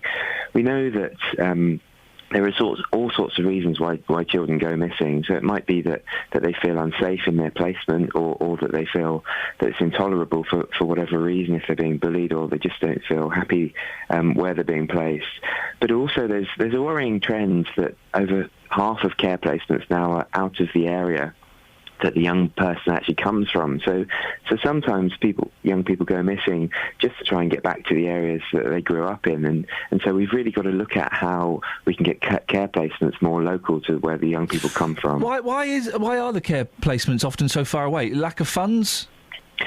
We've heard all sorts of stories, but certainly cost is one big issue, and we must put children's safety and quality of care placements first before financial imperative. It would appear that in some areas of the country, if young people go missing, there's not really a lot the care houses do. Well, so we see lots of examples of good practice, and professionals are more aware of these issues than ever before. So we've seen great improvements in things like the statutory guidance available, and also the return interviews. Such an important part is actually to talk to the young people when they have been missing and find out exactly what was going on. So there are good signs of improvement, but certainly there's much more that can be done. So one of the things that these statistics shows is that there's still a real problem with data collection and understanding exactly what the size of the problem is. And also we find that professional attitudes are a big problem. So too often 14, 15-year-old, 16-year-old children are seen as sort of almost wanting the problems that they face. So they're seen, so young girls, for example, are sometimes described as promiscuous, and we know that children of that age group are seen as more resilient by the professionals involved. And actually, what we need to remember is that these are young children who are going missing and need our support, and we've got to be there on hand to give that to them. There have been several inquiries, haven't there, into this issue? Have recommendations from these inquiries been put into place, do you think? So, as I say, there have been some improvements, yes. One of the main areas is offering better quality return interviews to young people. And some of the professionals are trying to improve that dialogue between police, social workers, health and care homes. So some things are happening, but certainly much more needs to happen. So I suppose the thing is, if a feisty, independent 14-year-old wants to go, missing from a care home for a few weeks, there's not a lot you can do. You can't lock them up, can you? Well, the point we try to make is that what you want to try and understand what's going on in that young person's life, why they ran away, and how you can prevent it from happening again. It's because, of course, sometimes you can't stop people running away, and there sometimes be very valid reasons that young people want to get back to where they grew up or meet some friends. But the point we're trying to make is that these are vulnerable young children, and if they're out there alone without the right protection, it's far too easy to fall into the wrong crowds and to be a prey for those trying to exploit young people in that situation. And so it is a worry. We can't just leave this to happen, because we will be paying the costs financially to try and pick up the pieces. But much more importantly, these young people are open to all sorts of exploitation and problems, and we can't have that happen. Peter Grigg from the Children's Society, thank you very much indeed. 08459 455 555 if you'd like to have your say. I'd love to speak to you if you've ever been in a care home. I have no concept at all of what it's like in a care home. No concept at all. Couldn't even begin to imagine and do. What is it? Is it like dormitories? Do you share? Is it like 10 in a room? Do you get your own room? Do you? I don't know. I've got no idea how it works. No, how much freedom you've got, whether you can come and go as you please. Do you get a key? Do you have to ring? I literally no idea. There was a children's home near where I lived for many years, and no one knew about it really until there was quite a rough group of kids that moved in there, and they beat up one of my friends for no apparent reason. Really? But other than that, you wouldn't have known they were there. Yeah. So they must have been. I don't know. That you go to school in the local area and stuff. Do you know if there's a care home next? I've got no idea. 08459 455 555 is the telephone number if you've got any insight into that. Because, do you know what? I could do with a little bit of insight this morning. This morning of all mornings, I could do with some insight. Look, loads of you having your say on the Facebook page about this rent dodger sign. Let me describe it. So it's a semi-detached house. It's a council property. It looks like, or possibly an ex-council property. And it doesn't look in the best of condition. The lawn next door, nice mowed lawn. This lawn, not mowed. The door looks a little bit worn. And there's a big white sign pointing to the front door, and in big red letters it says, "Rent Dodger lives here." There's not much sympathy for the tenants, is there? Not much at all. What have we got? I pay my rent every month to my landlord. Why does this tenant think he's any different? Fair play to the landlord. This tenant is playing the system, knowing he can't be evicted without a court order, which takes months. Bring back the workhouse. A lot of people making the assumption that this person is choosing not to pay their rent, and that it's kind of a choice and they're playing the system. We don't know. We've got no idea what the situation is, who's involved or what's going on. So we do kind of have to assume a little bit. But it would appear that most people are assuming the worst of the person who lives there. If you've ever been a landlord for someone who defaulted on their payments, what did it mean for you? But then you do, often on Jonathan's show, on the Consumer Hour, you'll hear landlords who've got a tenant who's getting their rent paid by the council, and they've stopped paying, and the council have advised the tenant just to stay there because you can't get them out. Yeah. Unless they're evicted, they have chosen to make themselves homeless, so they'll be going back to the bottom of the list or something. And to get evicted, it takes months. So if you're a landlord and you've got a property, that isn't making you money, then it's a tough one, isn't it? Still a sign. That's extreme, isn't it? It is very. Maybe they've not paid it for a year. Maybe they owe them thousands and thousands of pounds. And the fact that people are standing outside taking pictures and laughing. Does that make a difference? The laughing thing is odd, isn't it? That I don't get. I think it's the feeling that, people feel uncomfortable about it, and obviously someone's been stitched up. I don't get the who got stitched. The who got the stitched? landlord, or whoever put the sign up. I mean, we're assuming it's a landlord. Kels, what's wrong with your lips? Oh, she's had a problem. What's going on? They're sore. She's burnt them. Doing what? In the sun. Because you've got Lipion, which you don't often have, but they look... have you had Botox?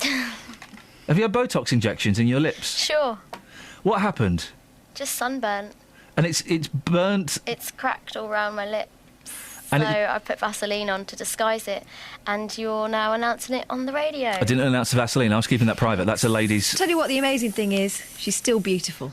Oh. Even though she's in quite a lot of pain. Well. And now embarrassment. And you're telling me off air, it's burnt the lippy onto your face. Yeah. It's like a permanent tattoo. Wow.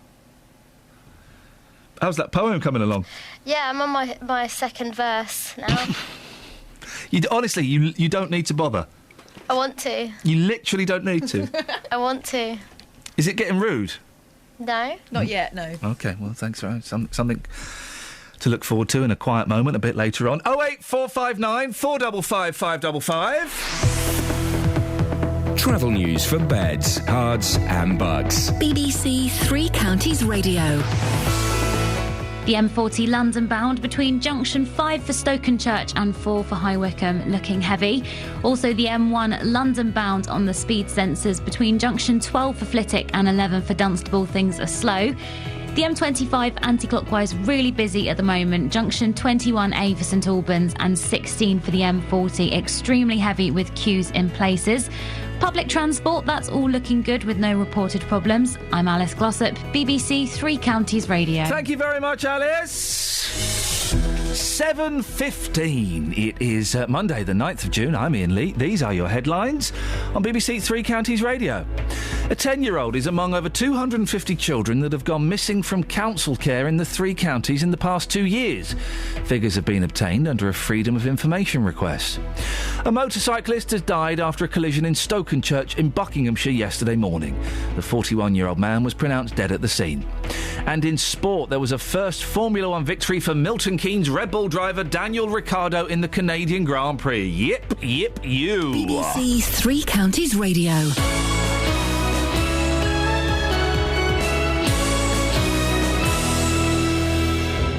Imagine a radio station with no music. What's your favourite biscuit? Imagine a programme without conversation. Listen to me, I'm really important. Imagine an afternoon with no local stories. Hundreds of miles away, something really impressive is happening. Sounds pretty boring. Which is why we have Nick Coffer. BBC Three Counties Radio, Nick Coffer, here until 3 o'clock. Every weekday he'll bring you the music. Gallagher and Lyle, I want to stay with you. Every breath you take, that's the police. The conversation. His dedication to local musicians has led him to starting Papermouth. And the local stories. Today we're going to be looking at the work of the Bedford and Milton Keynes Waterways Trust. Say no to boring afternoons and listen to Nick Coffer. Weekdays from midday here on BBC Three Counties Radio. I'm being swallowed by a boa constrictor. I'm being swallowed by a boa constrictor. I'm being swallowed by a boa constrictor. And I don't like it very much. Oh no, he swallowed my toe, he swallowed my toe. Oh gee, he's up to my knee, he's up to my knee. Oh fiddle, he's reached my middle, he's reached my middle.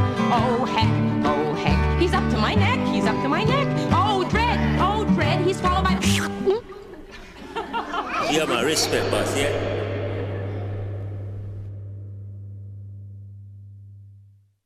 A campaign group has started to prevent the building of 6 large wind turbines in central Bedfordshire. Against Cranfield Turbines is objecting to the proposal by FCC Environment to build the turbines in the Marston Vale. There's already a turbine at Marston Forest and the company is applying to build another one in Stewartby. Well, Sue Clark is chairing the action group against Cranfield Turbines and joins me now. Morning, Sue. Good morning, Iain. Sue, what's your beef with turbines? Well, I have no beef with turbines themselves.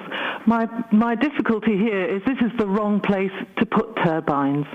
And if I could just explain, I think there are 3 really compelling reasons why it's the wrong place. Go on. Firstly, these turbines are going to be too close to too many people. We can't find another example in the UK where there would be so many people living so close to so many turbines. There would be 1,200 houses within a mile of these turbines. Secondly, we think there'd be the most terrible visual harm because the turbines, which are normally on hillsides or in open fields, would be in the bottom of a valley and the blades would be rotating at eye height, so people in Cranfield will be looking directly into the rotating blades. And also, the Marston Vale is a beautifully wide and open valley which has fantastic views, and so these turbines will be visible from miles around. And the third reason is that the Brogborough landfill site has been restored. It's now a really attractive recreational open space. It's very popular with local people for walking and horse riding, and it will render it almost useless. What's the problem with looking at wind turbines? I think they look majestic. Well, I think lots of people do think they look very attractive in the landscape, but that's usually at a distance, and I think it's quite different if you're very close to them. A mile away is quite some distance, isn't it? It's not going to necessarily create any noise, or from a mile away, it's not going to look that bad. Well, what I'm saying is that, well, you're not going to be a mile away from them. Some houses will be very close, and if you're using the recreational areas, you'll be right next to the turbines. 5 of these turbines are proposed to be located within about 30 metres of footpaths. 2 of them actually right on footpaths. Right. So you're not going to be a long way away from them. If you're walking on a footpath, though, so you would be passing them. I think you'd be aware of the noise. What noise do they make? They make a swooshing noise as the blade cuts through the air. Right. And I think it's not that bad, is it? I think it can be extremely loud and very disturbing, actually. Have you heard them? I have heard them, yes. Yeah. How when you say loud and disturbing, I was always led to believe it was a very soft, hardly noticeable noise. I think if you were to go, there's a website for a group over at a place called Cotton End who are recording the noise of the turbines there, and they're finding there that the noise is frequently breaking the noise limits. Right. And they are campaigning hard to get this recognised, because the trouble is the noise limits that are imposed by the planning regulations are too lenient. So have you actually heard a wind turbine, or have you just heard the recordings on this website? I've been and heard the turbine. Okay, right. And it's deafening, is it? Well, it varies according to the weather conditions. Right. So sometimes you can't hear them at all, and sometimes it's a really disturbing noise that you can't get away from because it seems to permeate everything. But if you're just going for a little walk through the countryside, you're not going to be next to it for that long, are you? Well, I think if you're out in the open countryside, you're there to enjoy the green open space, the peace and the quiet, listen to the birds. You're not there to look at industrial structures that are overwhelming and completely out of scale with the landscape. Where should they go? Well, I think they're fine probably offshore, and I think they're fine when they're a long way from people. From you? No, I didn't say that. Well, what else would you suggest? We need to do something, don't we? What would you like there instead? Some fracking? The nuclear power plant? We're not being offered a choice. We're not being offered a choice. There is a planning application here for 6 wind turbines, and every planning application should be determined on its merits. Just because there's an application for wind turbines and turbines are perceived as renewable energy doesn't mean it should be approved regardless of its merits. Every application should be decided on whether or not it's appropriate for the location. And this is the wrong place. This is the wrong place for wind turbines. Supposing, in your opinion, supposing the application is approved, then I guess, judging by your argument, you'd have to go along with that, wouldn't you? Well, if the application is approved, then they'll be built. That is out of my control. Supposing there was a choice, because we do need to... We're running out of energy, Sue, that's a fact. We need to do something. Whether wind turbines are the answer or not, I don't really know. I don't know the full science about them. But we need to do something, and the options at the moment seem to be either wind turbines, fracking or nuclear. I don't know what you're asking me. What are you asking me? If you had to have a choice, which of those would you go for? I'm not going to be drawn into whether or not I think it's right to have one thing or another, because the question is, and I'm here to talk about this application for 6 wind turbines in this location, and this is the wrong place for them, and we're not being offered a choice. But you did say, Sue, that you hadn't... exactly, you're saying you hadn't been offered a choice, so supposing there was a choice, which of those would you go for? I'm just saying that it would appear to me that wind turbines are perhaps the lesser of those 3 evils. Well, I think it's a case of each application needs to be decided on its merit in each place. And if it's proved to be meritorious, you would accept that application happily? Well, not happily. I wouldn't be happy about it. And I would most certainly be... I think we as a group would most certainly be doing our best to monitor the noise and whether the noise was breaking the limits and whether or not the amenity of the people who live and use the area was being harmed. And if the noise didn't break the limit and the amenities weren't harmed, you'd be happy then? I don't think so, because I think they were extremely unattractive in the landscape. And that's the key thing, isn't it, Sue? It's not the noise, it's not the disadvantage to the environment. You just don't like the look of them. I think it's about all of these things coming together, but I do think that the landscape and the visual impact in this particular location is the overwhelming issue. Do you think you're being listened to? So are the right bodies making the right noises? Well, I won't know if we're being listened to until we get to the planning meeting when the application will be decided. When does that happen? Do you know? What I do know is that the local communities that surround the site are all opposed. 9 town and parish councils have objected to these plans. We have hundreds of letters of objection that have been submitted to Central Beds Council.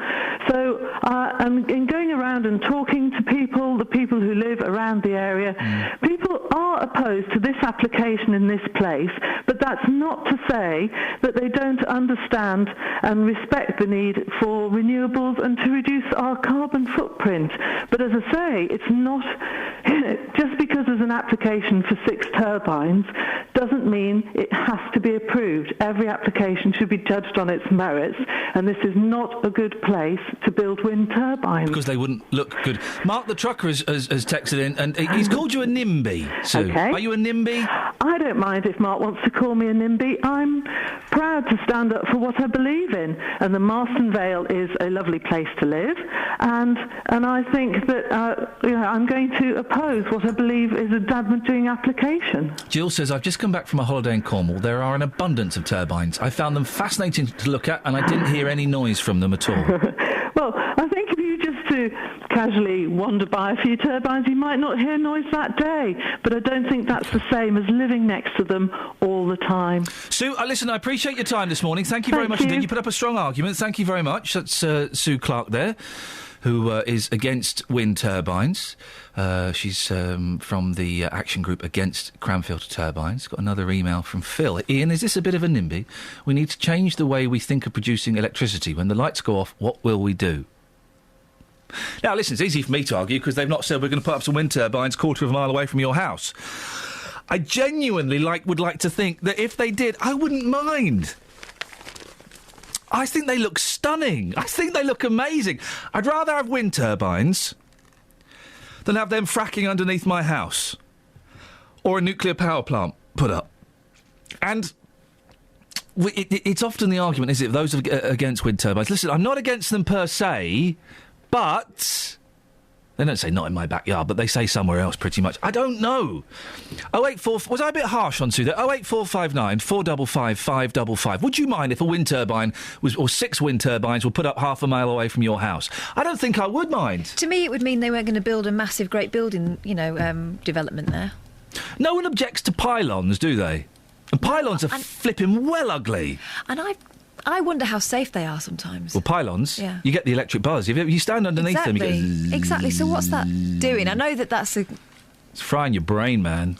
Wonder. It's the government reading your thoughts. I used to live on a housing estate that had pylons cutting right through the middle of it. Yeah. And you could hear it. You can hear it walking down the street. Yeah. What is that kicking out? Pylons are hideous. Wind turbines... So I saw some when I drive up the M1 to Birmingham quite a lot. You see them on there. And I was in Bristol at the weekend, and I think they look great. I don't understand. I think they look majestic. I think they're a really elegant design. I don't know the science behind them. I don't know how efficient they are. I don't know if they're necessarily the best way to combat... People say that the technology isn't that good and it doesn't generate that much energy. But we have to start from somewhere, and that would imply that 10 years down the line the technology will be that good. Plus, if you live next to a great big piece of flat land, that or a housing estate, it's going to happen, isn't it? Yeah. 08459 455 555. Travel news for beds, cards and bugs. BBC Three Counties Radio. The A40 London bound, queuing towards central London from the Swakeleys roundabout on the speed sensors. Also in Kings Langley, the A41 queuing towards the M25. On the M25 itself, anti-clockwise between junction 21A for St Albans and 16 for the M40. Extremely heavy with queues in patches along that stretch. And the M1 London bound also very slow between junction 11 for Dunstable and 9 for Redbourne. Public transport has no reported problems. I'm Alice Glossop, BBC Three Counties Radio. Across beds, hearts and bugs. This is BBC Three Counties Radio.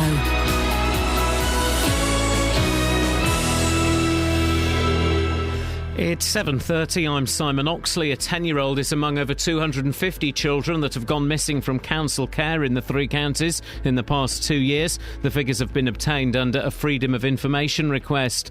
A motorcyclist has died after a collision in Stokenchurch in Buckinghamshire yesterday morning. The 41-year-old man was pronounced dead at the scene. The English Defence League say they plan to march again in Stevenage next month. Hertfordshire Police say Saturday's march and a counter-protest by the TUC passed off without any trouble. And 6 schools in Birmingham are expected to be placed into special measures today when an Ofsted report on alleged Islamic extremism is published. An Ofsted report into the Olive Tree Primary School in Luton is also expected to be published shortly. Three Counties Sports. BBC Three Counties Radio. The first Formula One victory for Milton Keynes Red Bull driver Daniel Ricciardo in the Canadian Grand Prix. He finished ahead of championship leader Nico Rosberg with teammate Sebastian Vettel third. Lewis Hamilton was forced out with brake failure. It's 2 DNFs for me, and that's none for Nico. So, but you know, these are learning experiences. We will learn as a team. We'll get stronger, and I'm sure that we won't have an incident like today where we both were at risk. In football, Stevenage have started their rebuilding with 3 new signings. Former Colchester midfielder Andy Green, Woking goalkeeper Sam Besant and Newport defender Harry Worley have all joined Graham Westley's squad. Luke Chadwick is leaving Milton Keynes Dons after 6 years to join Cambridge after helping them to promotion from the conference. And Watford defender Lloyd Doyley was in the Jamaica team, beaten 8-0 by France last night in a World Cup warm-up match. Rafael Nadal won the French Open tennis, beating Novak Djokovic in 4 sets. Meanwhile, Andy Murray has appointed the former Wimbledon ladies champion Amelie Mauresmo as his new coach. I spoke to her a couple of times on the phone. I thought she was extremely calm. She listened very well, and I met up with her in Paris before the tournament. Chatted to her for about an hour and a half about a number of different things. We decided to give it a go together over the grass, and hopefully it'll work out well. And Murray's in action at the pre-Wimbledon Queen's Club event, which starts today. And British pair David Florence and Richard Hounslow finished 5th in the C2 class race at the Canoe Slalom World Cup at Lee Valley in Hertfordshire yesterday. BBC Three Counties News and Sport. The next full bulletin is at 8. Across beds, hearts and bucks. This is Iain Lee. BBC Three Counties Radio. Why do Facebook and Twitter keep changing the way they operate? Why do they do that? Have you seen the new Twitter? Is just, it looks like old Facebook, and new Facebook. Well, I went to the 3CR page to look at comments left by the others, and I couldn't find any comments left by the others. By the others, I mean you. And I couldn't find any of them. I don't know how to work it. Facebook has jumped the shark. I mean, when they've posted their own comments, not replies. Yeah. Yeah? Kelly's looking confused. I don't know, is that the sunburnt lips? Oh, don't. No, I know. She's actually in some discomfort. I know she's actually genuinely upset by it, and that's why I'm bullying her all the more. I'm hoping to get tears. It's my birthday, and I'll make you cry if I want to. OK. I'll let you. Tiny Kelly. Do you want to give me a dead arm? Hang on, Tiny Kelly in a box. What did you say? Do you want to give me a dead arm? I would absolutely love to, yeah. Come in here, then. I won't fit in that box, it's tiny. Open it up. What? Climb in. Where? And punch my arm. OK, you ready? Yeah. Right, I'm going to climb in, hang on. OK. Right, I'm in the box. Which arm do you want me to hit? Left. OK, turn around. You ready? Yeah. Ow! Oh no, she's fallen down a hole! 08459 455 555. Patrick's in Milton Keynes. Morning, Patrick. Good morning, how are you, Ian? I'm good, thank you, boss. What would you like to say? I just wanted to speak about that Sue lady, I'm afraid. I just totally disagree. She's an MB. She needs to sort herself out. She needs to make use of her time rather than wasting. Going round doing litter picking or something. Well, you know, in fairness to Sue, Patrick, I mean, she is making what she considers to be a good use of her time. She's gathering together members of the community who are all united in their disagreement of wind turbines. And I guess we have to respect that. Well, I certainly respect it, but I don't agree. I think, as you were saying earlier, we do need to find alternative measures to get these lights from stop switching off, because they will switch off eventually if we don't do something. And I think... What about the argument, Patrick, that they don't generate enough energy? They're not really cost efficient. I think there may be an argument to that, but I think if we have it in there, then there'll be measures later on in time when you will certainly be able to get an improved amount of energy from these items. You know, for me, you think windmills, they've been going for hundreds of years. To say that, you know, I'd probably go and walk there just to view the things, because I think they're quite nice, for me. Would you have one a quarter of a mile away from your house? No, it wouldn't bother me at all. Wouldn't bother you? No. Patrick, I'm going to let you go because the line's not brilliant, but I think we got your point. Thank you. 08459 455 555 is the telephone. I want to climb up inside a wind turbine. You know you can climb up inside that statue of Jesus in Rio. Have you seen that? You know the big statue of Jesus? Have you seen those pictures? I have seen that. That makes me feel sick, The big statue of Jesus, where he's overlooking Rio and going, ha, ha, ha, you're all so poor. You can pop out of his shoulder. You come out of his shoulder. I did not know there were stairs inside Jesus. Wouldn't that make you feel sick, though? Sticking your head out. No, I can't. And then putting your arm up further. Yeah. Oh, no. It would make a difference, because Jesus lives within all of us. You could live within Jesus. That'd be weird, wouldn't it? I'd be up for a bit of that. Kels, would you want to climb up inside a giant Jesus? Sure. Who wouldn't? Who wouldn't want to do that? Anyway, you can climb up inside wind turbines, which I guess are the kind of the modern British equivalent of the Jesus statue. No. The modern British equivalent is that Angel of the North. Oh, gosh. Can you get up that? Probably. You just climb up there, innit? I don't know. It is quite climbing framey, isn't it? Do we have any big statues in this country that you can climb up inside? Statue of Liberty in America, Jesus in Rio. Have you been to Ashridge? The Ashridge Memorial is really high, and you can see sort of 4 counties up there. Is that just like a tall column? Yeah, with like a vase on top. Don't count. Why? Because the tall columns don't count. It needs to be a person. It needs to be a person, because there's tall columns in London you can climb up inside. The monument you can climb up inside. It's just a tall column. I want to be inside a person. It's my birthday. I want to be inside a person. What's wrong with that? What are you sniggering for? No reason. I don't think there is anything like that in Britain, and that's why we're not. That's broken Britain for you. Well, I did say we've got the Angel of the North. So yeah, I can't go inside the Angel of the North. I'd have to. No, you can't. You can't. It's like a hollow. It's like a Meccano, isn't it? Nah, I bet you can get up that. You're saying she's easy? I think you can probably. There's probably a flap with a toe, and you can go in. 08459 455 555. Are there any statues in Britain that we can climb up inside? Because, man, I want to do that.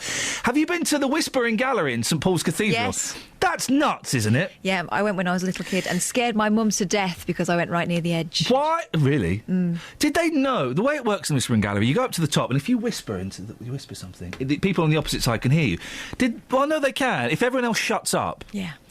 Did they know that was going to happen? Like, you know when they build parks and they put those flowers that you talk to, and then your little kids can hear it, but yes. You're going, hello, can you hear, hello? And they've run off to the slide. There's no one there. Or they're standing next to you. Yes, I can, yeah. Or there's a stranger's child there. They knew what that technology was going to do. That wasn't an accident. Yes. In the Whispering Gallery, did the man who designed it... Christopher Wren? That's the fella. Well done. I was testing you. Did he know that was going to happen, or was that just a fortuitous accident? Coinky doink. I'm going to say he went dome, and it was an added bonus. Yeah. Well. What? You know the dome thing? Yeah. What's that for? Which dome? Domes generally. Why would you build that? Apart from, is it just to show off, or does it do something acoustically? Well, I've been to concerts at the O2, and the acoustics there. Is terrible. Awful. So, does that answer your question? No. Excellent. 08459 455 555. What's the point of domes? And are there any statues I can get inside today? Some of your comments on Facebook. Let's pick some of these at random. James says, do-gooders commenting here are probably worse than the rent-dodging scum. This is the sign that stuck inside the side of a house saying rent dodger lives here. Do-gooders commenting here are probably worse than rent-dodging scum. Pay your way or prepare to be ridiculed. Why should the landlord cover your living costs? Just so long as they got fags, Xbox, big screen TVs. By the way, our tenant decided to grow cannabis in one of the rooms and turn it into a mess. But we should jump to remedy that mess? I'm not quite sure what that point is, James. Simply pay your rent. Problem solved, says Andrew. There's quite loads of you having your say on this. They're probably waiting to get evicted so they can get a council house, says Andy. Fair play, says Lee. I may do the same to my tenant, who's now 3 months in arrear. Buster says, I bet he's got a huge TV. Isn't it interesting? We make all of these assumptions about someone when they are in... when they are unable to pay their rent. We make all of these assumptions that they're doing it deliberately, they're fiddling the system, that they smoke loads and they've got an Xbox and a big TV. We don't know any of this. We don't know the situation. We don't know anything about the people involved in this story, and yet it would seem a significant number of you are jumping to conclusions. Would it make a difference, if we're going to play the hypothetical game, would it make a difference if we knew that this person in this house didn't smoke, didn't drink, didn't have Sky, didn't have a big TV? Would that make a difference? And they were in serious financial trouble. They were desperate. They tried everything they could, and they were in a desperate situation. No one wants to have a sign outside their house saying Rent Dodger lives here, do they? So let's just assume for a second, okay, and this is a big assume, this person hasn't got a big TV, they don't smoke, they don't drink, and they're struggling really badly. Really badly. Would that make a difference? 08459 455 555. Drake says, when you become a landlord, you should understand the risks associated with it, one of which is non-payment of rent. So no, it's not fair play. If the landlord doesn't want to accept the risks, then they should find somewhere else to invest their money. Would it be acceptable for a tenant to put up a similar sign if there was faults in the house and the landlord would not remedy it? A situation thousands of people face. 08459 455 555. On the subject of wind turbines, it's Sylvia in Royston. Morning, Sylvia. Hello, Ian. Are you a fan of the wind turbines? Yes, I am. I think they're all right. I do think we do wind turbines on here every now and then. It's kind of a perennial. And I would say when we did it about a year ago, we had more people calling in against wind turbines. Well, I'm not against them. Well, no, but now we're getting more people on the text and on the emails and people calling in, actually kind of saying, do you know what, I think they're all right. So I wonder if the tide has turned ever so slightly and we're becoming more accepting of them. Well, I think so. But anyway, there is a wind turbine you can climb up at Swaffham. Oh, really? It's open to the public. I'm sure it's Swaffham. Really? Because I have done it, and it nearly killed me. I was going to say, Sylvia, with the greatest of respect, you sound like, you're knocking on a bit. 75, and I was 73 then, about. Oh, you're only 73 then. That's no age. Makes a lot of difference, yeah. How tall is it? Do you know? Well, the normal size, I think.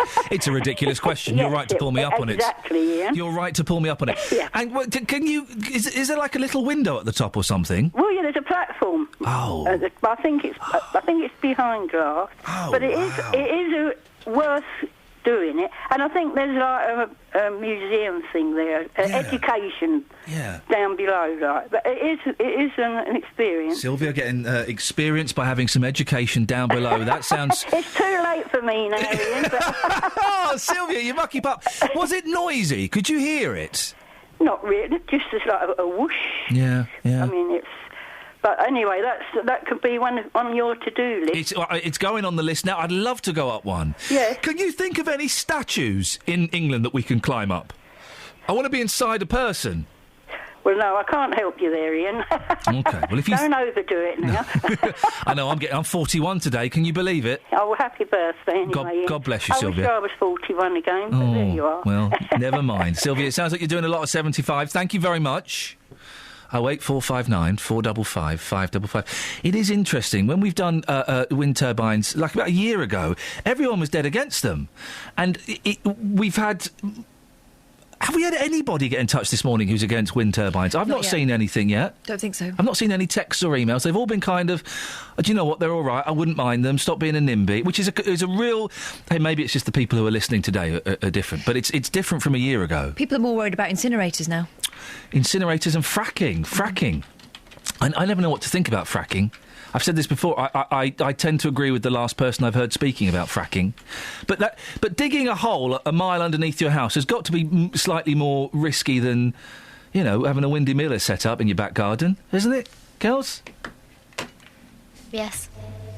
There we go. How's that poem coming on? I just need something that rhymes with ways. Stays, gaze, plays. There's 3.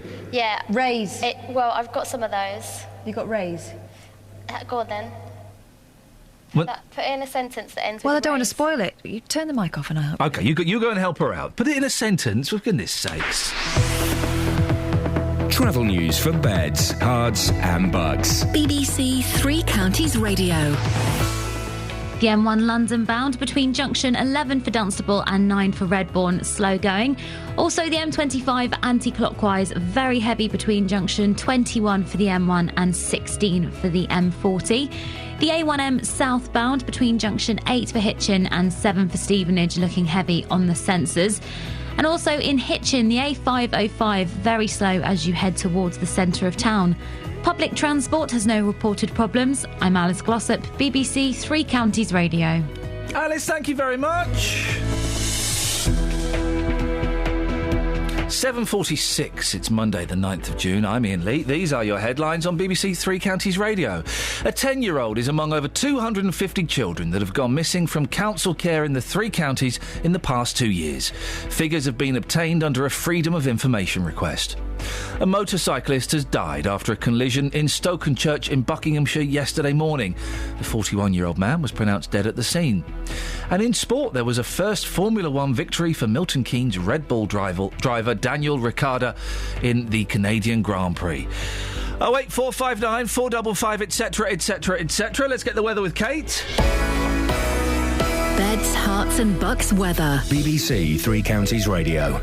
Good morning. We've got a nice start to the day. Blue sky and sunshine, and the temperature outside is ranging between 15 and 17 Celsius already, so it is set to be another warm one. Now, we do have a Met Office yellow weather warning in place for heavy thundery downpours. It's valid from midday today through to 8 o'clock this evening. We're likely to see 1 or 2 potentially very lively showers this afternoon. Thunder, lightning, perhaps some hail mixed in there, and gusty winds when they pass through, so it is something to watch out for. The maximum temperature, though, like I said, getting quite warm later. We're looking at 24 Celsius. Overnight, these showers will continue to rumble through for a time, but eventually they'll fizzle out, leaving some clear spells, so we could get a bit of mist developed by first thing tomorrow morning. Minimum temperature still feeling warm at 13 Celsius. That mist will clear quite quickly, and then we're likely to see lots of sunshine, predominantly dry, again 1 or 2 isolated showers in the afternoon, but plenty of sunny spells. It may feel a little fresher than it has done. The humid air finally makes its departure. We should start to feel still warm, but just a little bit cooler. The maximum temperature up to 23 Celsius tomorrow. That's 73 degrees in Fahrenheit. And that's your forecast. Sexy this, sexy that. Every weekday morning from 9. Good morning, welcome to the JVS show. Your local stories. Have you had to rebuild your life after being a victim of crime? Do you think it's inhumane to keep people in prison for life? Do you think that immigration needs to stop? Your local life. Why do 70% of this country feel immigration is wrong? We've actually got an open doors policy. I am just so angry listening to some of them people. What the government will do, they'll start introducing American-type sentencing, like 200 years in prison. The JVS show. British people are not xenophobic. Weekday mornings from 9 on BBC Three Counties Radio. Across beds, hearts and bucks. This is Iain Lee. BBC Three Counties Radio. Now, when our big tour of Beds, Hearts and Bucks visited Houghton Regis, we were told off-road bikes, well, actually the divvies that were riding them, were tearing around the town with no worries about who they terrified or annoyed. They were even riding across the local cricket pitch while the games were in progress. It's happening so regularly that the team were told that they risked being kicked out of the league. Despite this, the captain of the Houghton Chargers, Aziz Chowdhury, was inviting the louts to put down their bikes and pick up cricket bats to play, not fight. Well, Aziz joins me back on the line. Morning, Aziz. Good morning, Iain. Did any of these idiots take you up on your offer? No, we didn't have much luck so far. Oh. So, since we had a last show, first of all, please accept my apology because I didn't thank you guys and, the people who supported us. No need to apologise or thank us. Has the situation improved at all? In fact, a little bit improvement there, but unfortunately, I think not the last weekend, the weekend before, even the bikers, they damaged the pitch before even start the match, It's really frustrating. Because you described very vividly how you'd be playing a game of cricket, and these idiots would come along on their motorbikes and grab the stumps, and you were all chasing after them, waving your fists in the air, going, "Oi, give us back our stumps!"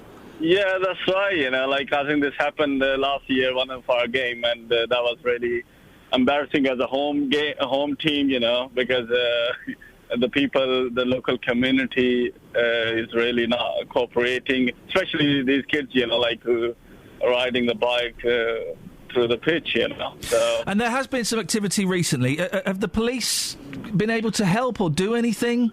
Oh, that's the thing, I send those pictures, the damage done by the bikers on the pitch, to police and the council. And they are saying that unfortunately they can't do much unless we privately fund them and ask them to come and monitor our game. Hang on, the police want you to privately fund them to monitor your game? That's right. That's something I never heard before. So hang on. Your property and potentially, your health is at risk. Yeah. And the police want you to pay them to go and keep you safe. Yeah, this is what I've heard from council. I've got an email from them and it's not amount, to be very honest. They are saying £30 to £35 per hour per person. So, we are self-funded club. Aziz, would you be able to forward that email on to us, please, so that we could have a look? Because if that's the case, if the police are trying to charge people to protect them from thugs, then that, to me, sounds outrageous. That's really because we pay our taxes and also obviously we raised this problem since last year, so they've got plenty of time to even rectify this problem or do something about it. Oh dear, oh dear, oh dear. There was talk of you possibly being kicked out of the league. Has that happened? Is that going to happen? You never know. If. This thing happened, in one of our games, so maybe league will rethink our position and our inclusion in the league. So it's really, we are a home team and we play. We have a less focus on the game, more focus, maybe some biker will come and ruin our match. The thing is, you're a good little team as well. You've won loads of stuff. How are you playing at the moment? At the moment, we are on the top of the league, We're top of the table, Yeah, good for you. Aziz, listen, stay. I really appreciate your time. I'm really sorry this is happening. Stay on the line. Speak to Catherine. She'll give you an email address. You can contact us. I'd love to see that email. The police want to charge them to go and look after them? 35 quid an hour per copper?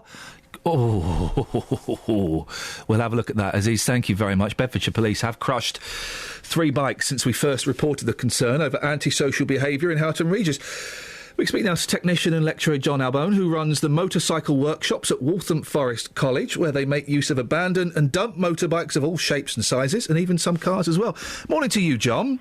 Good morning. John, you got in touch after hearing some of our reports on Houghton Regis, and you helped put to good use some of the motorbikes seized in your local area. How does that work?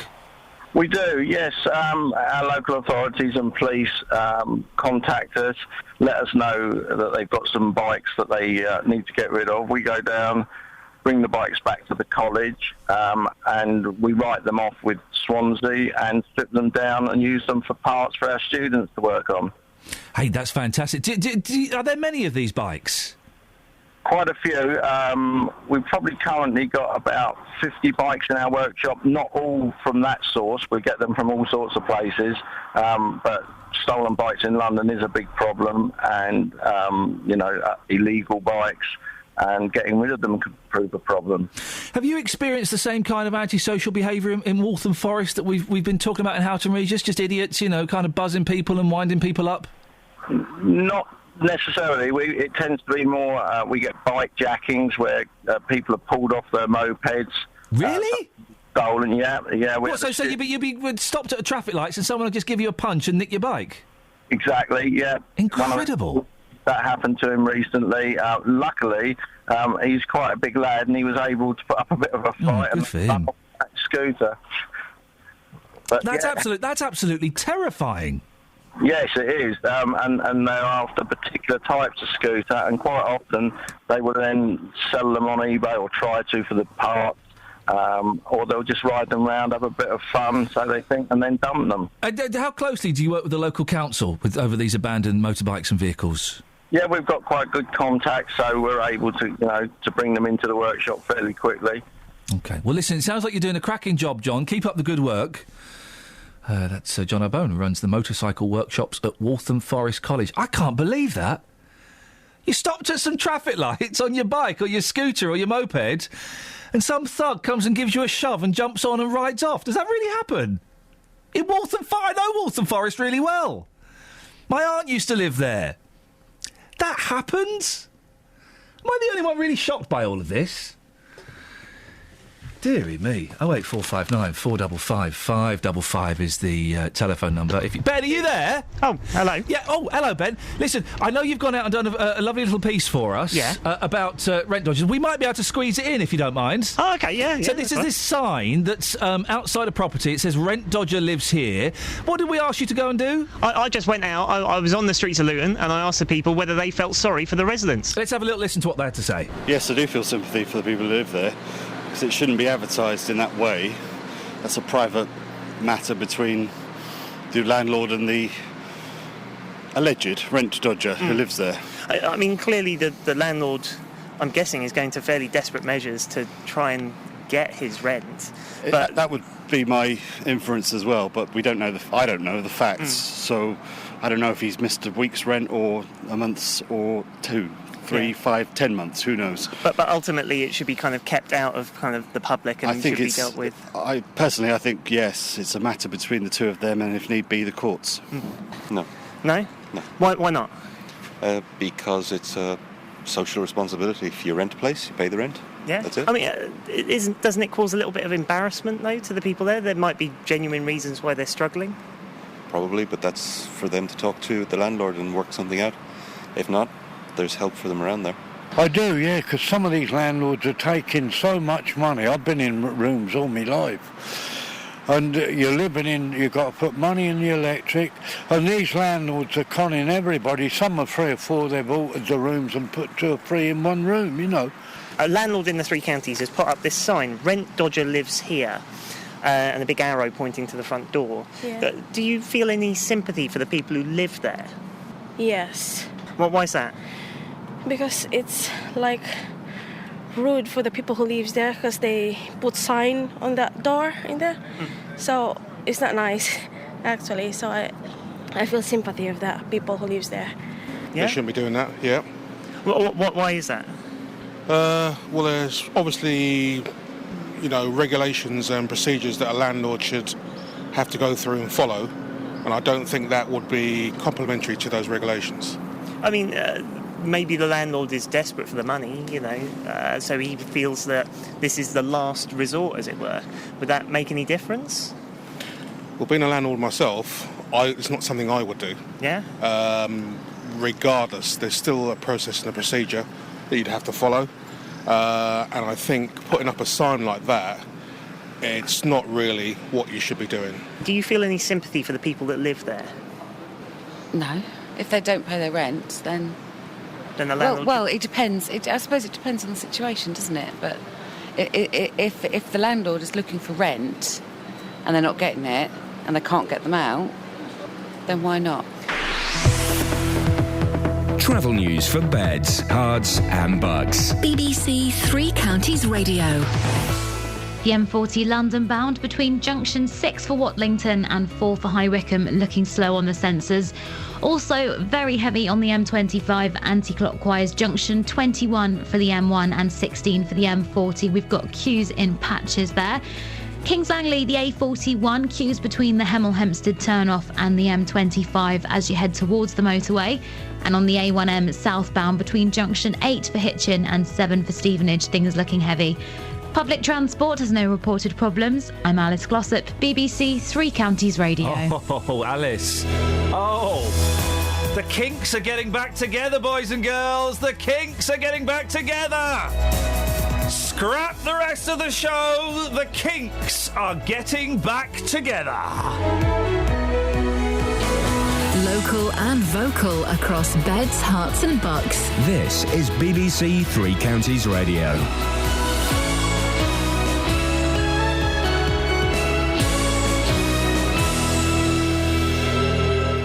It's 8 o'clock. I'm Simon Oxley. The headlines: children missing from council care, PM to chair extremism task force, and Grand Prix win for Milton Keynes team. BBC Three Counties Radio. A 10-year-old is among over 250 children that have gone missing from council care in the three counties in the past 2 years. The figures have been obtained under a Freedom of Information request. The NSPCC has described them as alarming. Journalist Paul McNamara compiled the figures. In Hertfordshire, you've got 209 children going missing, a total of 1,533 times. In Buckinghamshire, you've only got 7 kids going missing.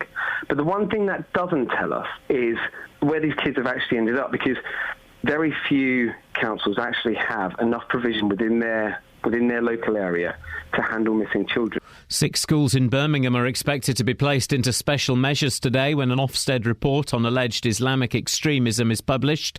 An Ofsted report into the Olive Tree Primary School in Luton is also expected to be published shortly. David Cameron will chair a meeting of the government's extremism task force later. It'll be attended by the Home Secretary Theresa May and the Education Secretary Michael Gove, who've been embroiled in a row about how to tackle religious extremism in schools. Tala Ahmed is from the Muslim Council of Britain. In addressing legitimate concern, we also have to be mindful that we do not let down a generation or perhaps generations of young people. The whole coverage of this issue so far seems to me blown completely out of proportion. The English Defence League say they plan to march again in Stevenage next month. Police say Saturday's march and a counter-protest by the TUC passed off without any trouble, with around 200 officers on duty.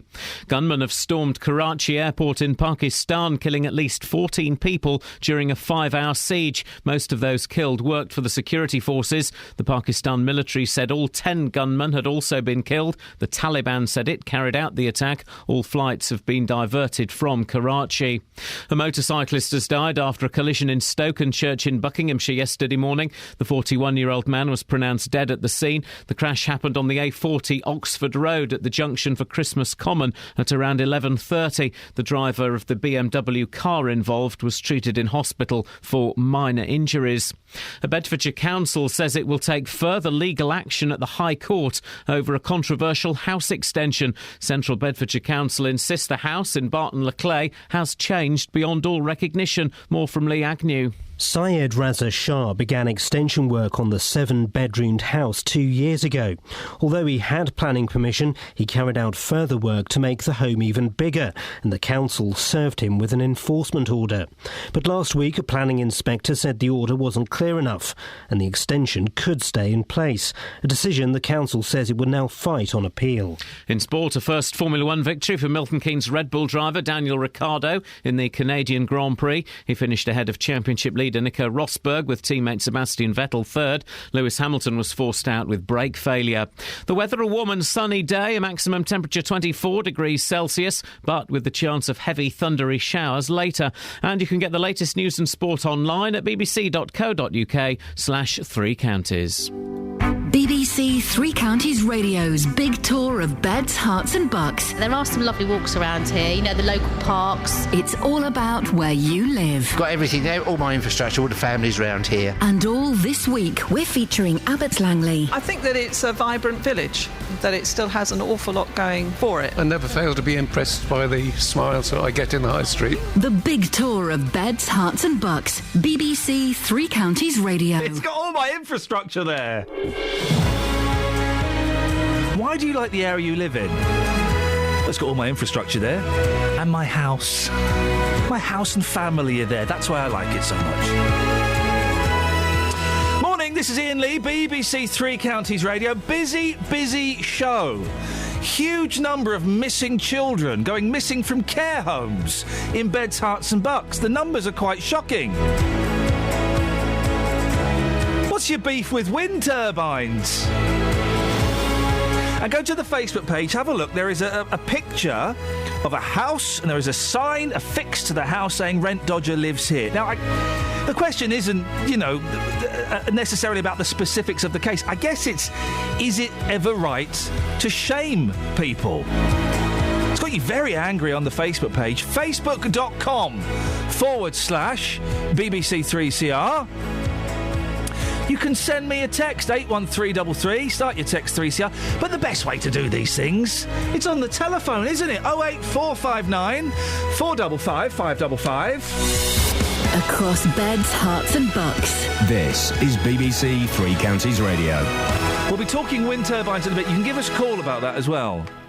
It's interesting, isn't it? I was saying this to Kath. A year ago when we did wind turbines, most people were phoning in saying horrible things, awful things, get rid of them, don't want them here. We've not had anybody this morning, apart from the lady from the Action Group, we've not had anybody calling in spontaneously saying they're awful. No, everyone's been saying they're not that bad. Yeah. I quite like them. Now, it could just be that those are it's different people listening today as they were from a year ago. They probably are, in fact. They could be plants. They could be plants, but we could have planted them. That does happen at the BBC, although we have to we haven't deny planted them, but someone could have planted them. Well, someone could have, or we could have. Windy Miller. Windy Miller might have done that, yes. Are there any other advocates for the windmill system? I don't think there are, necessarily. Anyway, or it could be that there is a general shift in attitude towards them, and we've become more used to them. Mr. Majika. He lived in a windmill, Yes. didn't he? Pink windmill, Rod? No, it wasn't Mr. Majika. It was the other fella, the guy that travelled through time. Oh. What was his name? It wasn't Majika. I'm sure there was a windmill in that. Catweasel. You're thinking of Catweasel. He lived in the windmill. Baby Jake. Hello, baby Jake. Oh, what's that? You want to go and play with the penguins? Goggy. Yeah. Goggy. Yeah. If you haven't got children who are 4 and under, you'll have no idea what we're talking about. No idea at all. Children's campaigners have expressed alarm at the revelation that more than 250 children have gone missing from council care in the 3 counties in the past 2 years alone. The youngest child to disappear locally was just 10 years old. The problem, of course, isn't confined to just our area. Across the country, almost 5,000 looked-after children and babies have disappeared. We can speak now to Natasha Finlayson, Chief Executive of the Who Cares Trust, a charity which calls itself the voice of children in care. Good morning, Natasha. Good morning, Ian. What happened? I've got no concept of what care is like, what a care home looks like, or how it works. What happens when a child goes into care? Well, 3/4 of them will go into foster homes, so they'll live with a foster mother and father. But then the other quarter will go into children's homes, and it's these children that we're particularly worried about and who are far more likely to run away. They tend to go into a children's home when they're a teenager, perhaps because they don't want to live with another family because they've had such a terrible experience of what being in a family is like, or perhaps because they're considered unfosterable because their behaviour is very, very challenging, very, very difficult to manage. Just sorry, Tom. Just help me paint a picture of what a care home is like. Do the people there sleep in a dormitory? Do they cook their own meals? What's it like? Okay, so they all have their own bedroom. Okay. There will be, on average, around about between 3 and 5 children in a home. So very, very, very different from the old days of big anonymous institutions, orphanages, Barnardos, that sort of image that we have. And what adults are there? Who's there with them? So these are workers. They're paid workers. On the whole, they're fairly lowly qualified, and you could be shelf stacking in Tesco one day and working in a children's home the Wow. next. And that is something the government is looking at right now, is revising all the qualifications and training that you need to work in a children's home. I should say the manager of a children's home will be more highly qualified. Of course, yeah. And these workers work on a shift basis, so they're on a rota, they come in, they come out, they don't live there, which I have to say is not ideal and is very different from children's homes in other countries where the workers will live there, so it'll feel more like a family, more like a home. I suppose, given those circumstances and the fact that these I would guess a significant number of these children are have issues. Oh yes, absolutely. It can't be that difficult for a 14-year-old to go, do you know what, stuff this, I'm off, and disappear for a couple of weeks. Well, I'm afraid it isn't that difficult, yes. It's very difficult for the workers to know what to do when a young person runs away and how to get them back, because they do lack the training to be able to deal with it. And they also lack the training often to spot the signs of sexual exploitation, and that's the particular concern, is that when they go away, and young people in care are 3 times more likely to run away than other children, but they're particularly vulnerable, and particularly because of what's happened to them as well, so the behaviour might be a bit different. They might mistake attention from the wrong sort of people, from sexual exploiters, as love or affection or attention that they've been completely starved of. So as I say, they're more vulnerable than other young people. They're easy prey for predatory adults who know exactly how to exploit the gaps in the systems that are put in place to keep these young people safe. And quite often these young people are sent, maybe a couple of 100 miles away from the area they grew up in. Well, that's exactly right. That's the other really, really worrying problem that I have to say a lot of people are making efforts to tackle. But young people who are in children's homes, half of them will be placed a really significant distance from their home. As you say, it could well be hundreds of miles. So they're cut off from all their support systems. They have to go to a different school. They've lost their friends. They're obviously away from their own family because they've been taken away, but then they're away from the extended family network, from the whole community. And that is not good for them. On the whole, that is a very, very poor decision that local authorities are making to do that. They do it because they haven't got enough children's homes or foster placements in their own area, but they need to sort that out. I'm so naive when it comes to this. I only found out this morning that a significant number of these children's homes are privately run. And Ken in Redbourne has sent in a text saying Polly Toynbee recently covered the issues of children's care homes now being privately run for profit. Yep. She was sent info on an investment opportunity from one of the companies.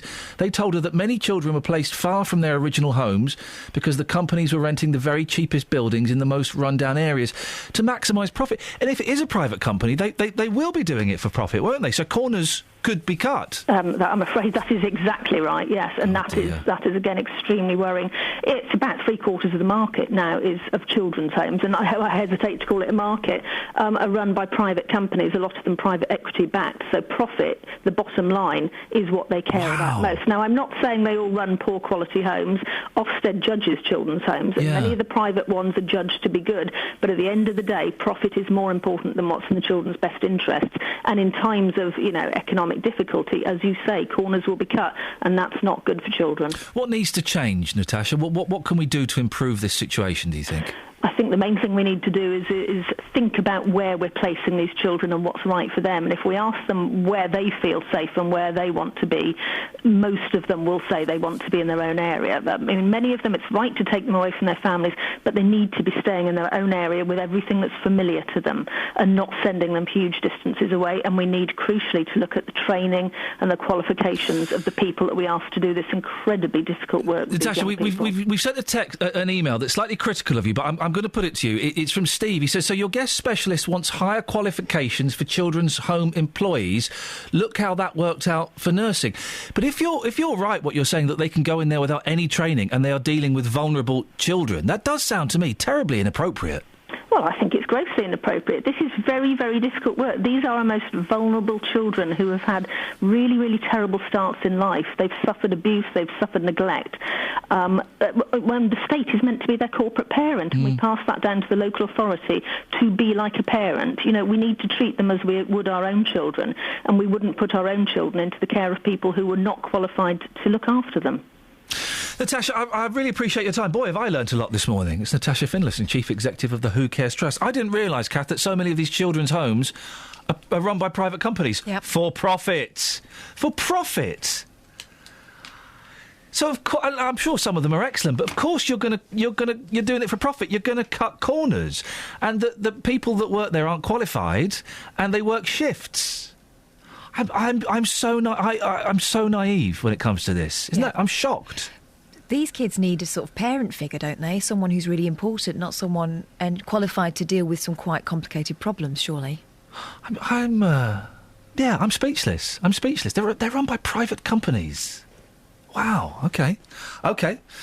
On the subject of turbines, wind turbines, Dean's in Stoke Hammond. Morning, Dean. Yeah, good morning. What would you like to say, Dean? Everything's about profit, isn't it? Well, it turns out it is. I'm shocked. Are you shocked by that about care homes? They're run by private companies? No, I'm not, because I actually have a relative who, for the last 20 years, has worked in care homes, and about 5 years ago, the council gave it up and it all went private, so I already knew they were private. That's not what you've called in for, though, Dean. What have you got for us? Right. Firstly, I'm not an NIMBY. I don't want wind turbines in my backyard, but I also wouldn't want them in your backyard. I don't mind them in my backyard, Dean. They're industrial monstrosities that are simply there to make money.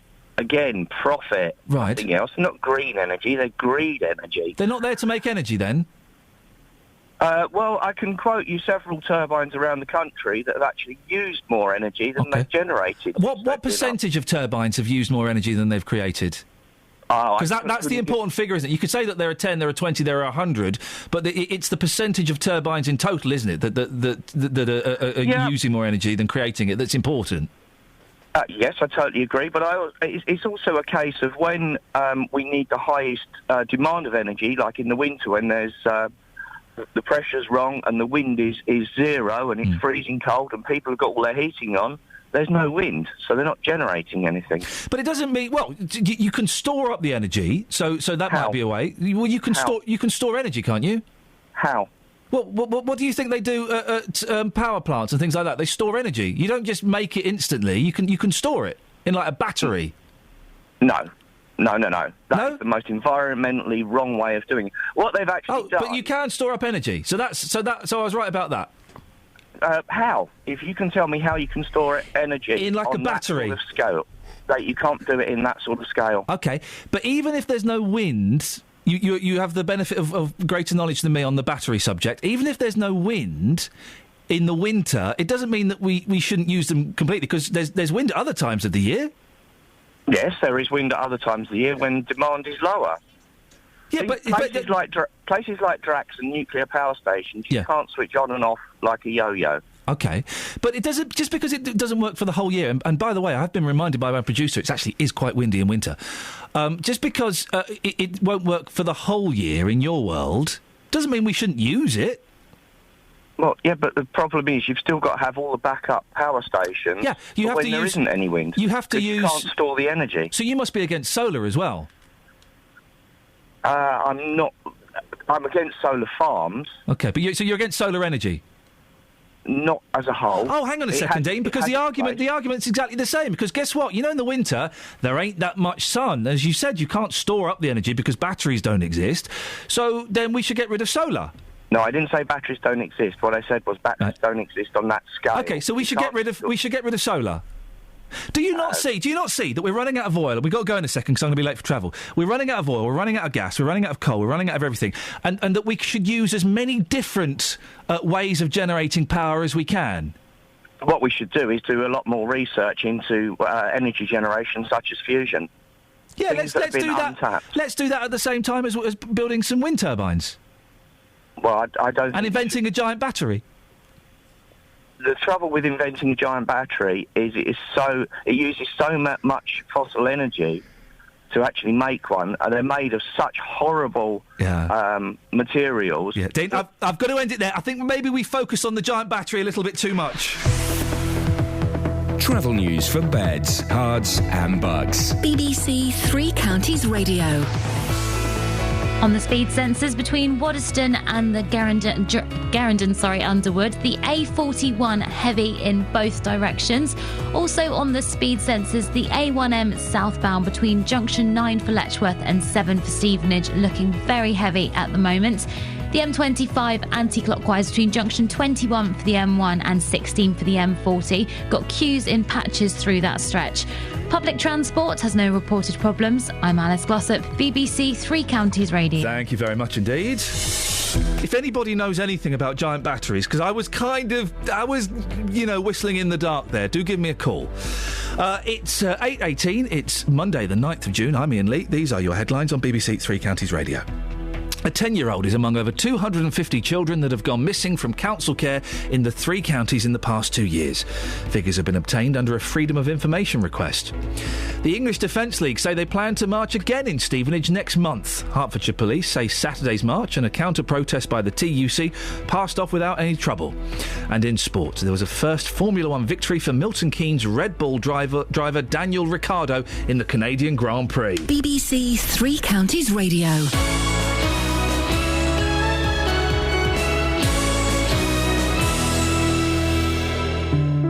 World War I at home on the BBC. I tracked a dead man down a trench. I knew not he was dead. Last week, we revealed some amazing untold stories. The noise must have been terrific because I don't think there was anything between your head and the steel side of the tank. And discovered surprising local memories. See, we were drafted from St Leonard's to the boathouse in Boulogne. We had to stay the night, and the boathouse was infested by rats. If you missed them or want to hear them again, go to bbc.co.uk/WW1. At Wadston, if we can be seen to be trying to do something for the war effort, then everybody else should be able to do that. World War I at home on the BBC. You have my respect, boss, yeah?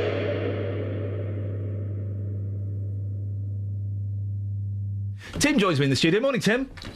Yeah, what was that? What? There's a trailer for World War One. Really? Yeah. Oh no, the other bit, the kind of the guy's voice from a big cave somewhere. It was just a trailer for World War One, mate. I don't really know. Enjoyed it. Morning to you. Morning. How are You're you? not Jonathan Vernon Smith. No, Jonathan is once again in. You've guessed it, Frigliana. Why would for you another go, week? Why would you go to the same place for your people like that? Actually, genuinely annoy me that go to the same place for their holiday all the flipping time. Yeah. Well, I guess you get to know people, they get to know you. I imagine the people that are around where Jonathan will be probably kind of vacate the area. If he's there regularly, they'll know to leave the area when he arrives. What's he scared of? What's he scared? Why would he going not go to a new place? Yeah, why would he not Other go people. Oh, really? It's one of those. Other people. Yeah, he knows where he goes. He knows the type of people that are there, and he's happy with them. Okay, well, that's. I think it makes him an intellectual lightweight, if I'm honest. But please don't tell him I said that. No, I won't. So you're sitting in for him this week. What have you got today? Yes, on the programme today, it's the beginning of National Carers Week, and later I'll be discussing the practicalities of moving elderly relatives into your home. I've spoken to a local guy called Dennis who's moving his in-laws in with him. They're in their 80s and 90s. His father-in-law's already had a heart attack, but still he's going to take. He says, I want to look after them for the rest of their lives. Good for him. Big for him. Also, as a property management firm installs anti-homeless spikes in the doorway of a block of flats. Not sure if you saw that story over the weekend. Oh, yes, that was incredible. I went and found a rough sleeper this weekend and had a chat with him about his response to that story. So we'll talk about that later. And also in the Consumer Hour, did I manage to find Lee and her daughter's missing One Direction tickets? Oh, yeah, I heard that. This was a brilliant call. She phoned up the last 10 minutes of the show on Friday. She was supposed to be taking a little girl to see One Direction on Saturday, but she didn't have no tickets. She didn't have the tickets, and she was in tears. Her daughter was going to be in tears. Yeah. I don't quite understand it myself, but I've been working on that case. I'll tell you the latest. But at 9 o'clock, I'm really interested in your the interview you did earlier with Sue Clark. This is the story that residents in central Bedfordshire have set up a protest group against plans to build 6 wind turbines near the village of Marston, and they say there are too many tall structures in the area. They don't know how noisy they'll be, and dotting them around the countryside will be an eyesore. I'd like to know if you agree. Do you have any sympathy for people who moan about wind turbines? The phone lines are open for you. Call 08459 455 555. BBC Three Counties Radio. 08459 455 555 is the telephone number if you want to give me a call. We're talking about wind turbines. We're talking about... what are we talking about, Catherine? I've got literally no idea. Oh, we're talking about the sign outside that house that says Rent Dodger lives here. Evan Luton has texted in about that. Can't the landlord be done for... We don't know. We don't know the story, OK? We don't know if the landlord did it. We don't know the situation. So we're making assumptions. Can't the landlord be done for deformation of character? It's like defamation of character. And you must live a sheltered life if you don't know about bike scooter jacking. I don't know. Honestly, Ev, I'd never heard of this. Incredible call earlier on, talking to a guest, who says that in Waltham Forest there are incidents of you'd stop at traffic lights on your moped, then someone come and gives you a knuckle sandwich, you fall on the floor, they ride off on your moped. I've never heard of such a thing. Iain, there are 7 turbines near Olney. If we could get permission, I'd love to go up one of them with you in the future. Well, that's anonymous, and I'm going to say no, because I've got no idea who you are. You could be a murderer. Not that you putting your name on there would necessarily indicate whether you're a murderer, unless, of course, it was Charles Bronson, in which case, definitely no.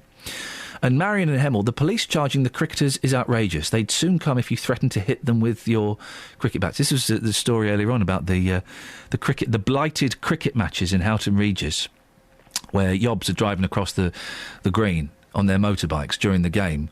The police said, no, we'll come and help. It's going to be £35 an hour per copper. We're waiting for the email so we can verify that. So if that's the case, we'll be following that up. You can rest assured. We were talking to a caller about giant batteries. Steve's in Aylesbury. Morning, Steve. Hello, mate. You all right? Yeah, I'm good. The caller was upset because you couldn't store wind turbine energy, and I suggested that we need a giant battery. I was kind of whistling in the dark there, Steve. Am I on to something? Yes, you are. But what it is, you don't have a row of double A's with a little bunny banging a drum. Right. These are massive, massive batteries, that will take huge amounts of energy stored and then discharged as needed. Yes. And it's exactly the same as if someone has solar panels put on their roof. They have a battery which stores this up. If you don't need it, you then sell it back to the electricity company, and that's how you make your money with solar. And that does happen at the moment, doesn't it? It does. So that fella was talking out of his bottom when he said there were no such things as giant batteries. Well, yeah, he was. Steve, stay there. Glenn's in Leighton Buzzard. Glenn, do you know about giant batteries as well? Yes, they're called capacitors. Oh, man, I wish I'd paid attention in science. Yes, of course they are. Yeah, and basically what happens is, I know this from my dad when he used to work at Pinebridge Power Station, which was a coal-fired station.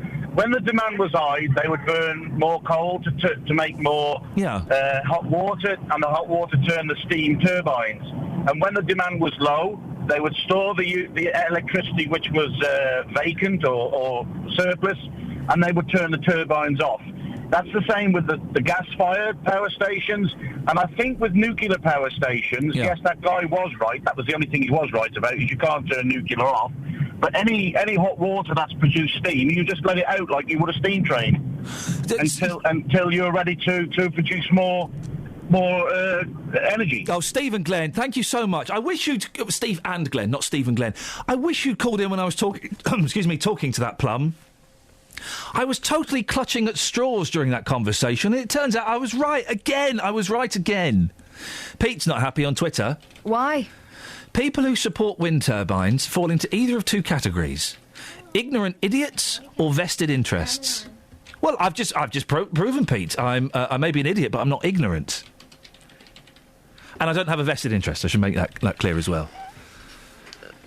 Wow, gosh, well, that was a little squeak. I'm just wondering how we're supposed to respond to that, Pete, because we would like to know more about it, and we're, like many people, interested in why are you interested? Have you got a vested interest, Pete? Yeah, yeah, I'm going to turn it back on him. Instead of shaming us and sort of suggesting we're idiots, why don't you convince us? I've got it now. I'm going to give me the baton. I'm running with it. Yeah, Pete, I suggest the people who are against wind turbines fall into either of two categories, yeah? Ignorant idiots or vested interests. Well, so far, the only opposition I've heard to wind turbines is they don't look very nice, which if I'm going to have some harm, I'd rather it be visual harm. And also they might harm bats. I hate bats. They are disgusting creatures. They carry rabies. They're endangered, though. Good. Then we should get rid of them. They don't carry. Don't bite your nails. We should get rid of bats. Let's all go out on a bat hunt. Who wants to come on a bat hunt with me? We'll get a sonar thing that will confuse the little blind idiots, and then when they come out... No, I like a bat. They clear up the skies of flies. I prefer... You telling me, right? You'd rather have... A bat than a fly, yeah, any day. You'd rather have 5 bats flying around your bed at night... Yes. Instead of 5 flies? Yes! You are bats! They're less likely to... They'll bite you and give you... They won't bite They'll me. bite your daughter and give her rabies. No, they won't. You want your daughter to have rabies? Steve, I take it back. I'm with you. What kind of sick woman are you? You want your daughter... Was it Steve or Pete, the angry texter? I'm not really... It was Pete. Pete, I'm with you. You're right. Yeah, well, yeah. Leslie, stay there. I'll come to you in a second. Travel news for beds, cards and bugs. BBC Three Counties Radio. The M25 anti-clockwise between junction 20 for Kings Langley and 16 for the M40. Very heavy. Also on the speed sensors, the A1M southbound between junction 9 for Letchworth and 7 for Stevenage, looking slow too. On the speed sensors between Watton at Stone and the A1M junction 7, the A602 very heavy in patches in both directions. Also at the Clop Hill roundabout, all approaches looking very slow at the moment.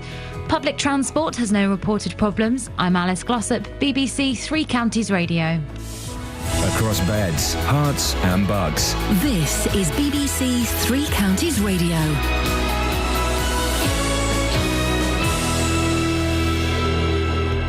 It's 8:30. I'm Simon Oxley. The English Defence League say they plan to march again in Stevenage next month. Police say Saturday's march and a counter-protest by the TUC passed off without any trouble, with around 200 officers on duty. 6 schools in Birmingham are expected to be placed into special measures today when an Ofsted report on alleged Islamic extremism is published. An Ofsted report into the Olive Tree Primary School in Luton is also expected to be published shortly. A 10-year-old is among over 250 children that have gone missing from council care in the 3 counties in the past 2 years. The figures have been obtained under a Freedom of Information request, and a campaign group has started to prevent the building of 6 large wind turbines in central Bedfordshire. They're objecting to the proposal to build the turbines in the Marston Vale. 3 Counties Sports. BBC Three Counties Radio.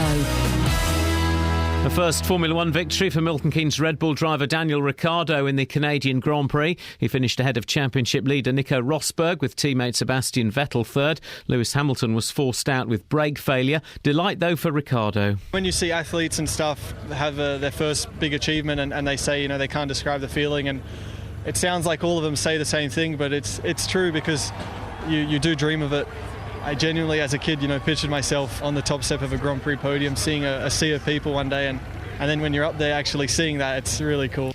In football, Stevenage have started their rebuilding with 3 new signings. Former Colchester midfielder Andy Green, Woking goalkeeper Sam Besant and Newport defender Harry Worley have all joined Graham Westley's squad. And Luke Chadwick is leaving Milton Keynes Dons after 6 years to join Cambridge after helping them to promotion from the conference. Rafael Nadal won the French Open tennis, beating Novak Djokovic in 4 sets. Meanwhile, Andy Murray has appointed the former Wimbledon ladies champion Amelie Mauresmo as his new coach. Murray's in action at the pre-Wimbledon Queen's Club event, which starts today. And in cricket's Minor Counties Championship, it's day 2 of 3. 23 wickets fell yesterday at Barrow, with Buckinghamshire all out for just 54. Cumberland then dismissed for 118, and Bucks 32 for 3 in their second innings. Bedfordshire made 248 at Luton against Suffolk, who were 65 without loss in reply, and at Hertfordshire were all out for 351. Cambridgeshire 66 without loss at the close. BBC Three Counties News and Sport. The next full bulletin is at 9.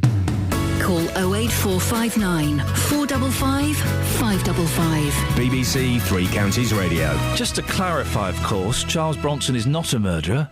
He's an armed robber who went on to terrorise prison officers.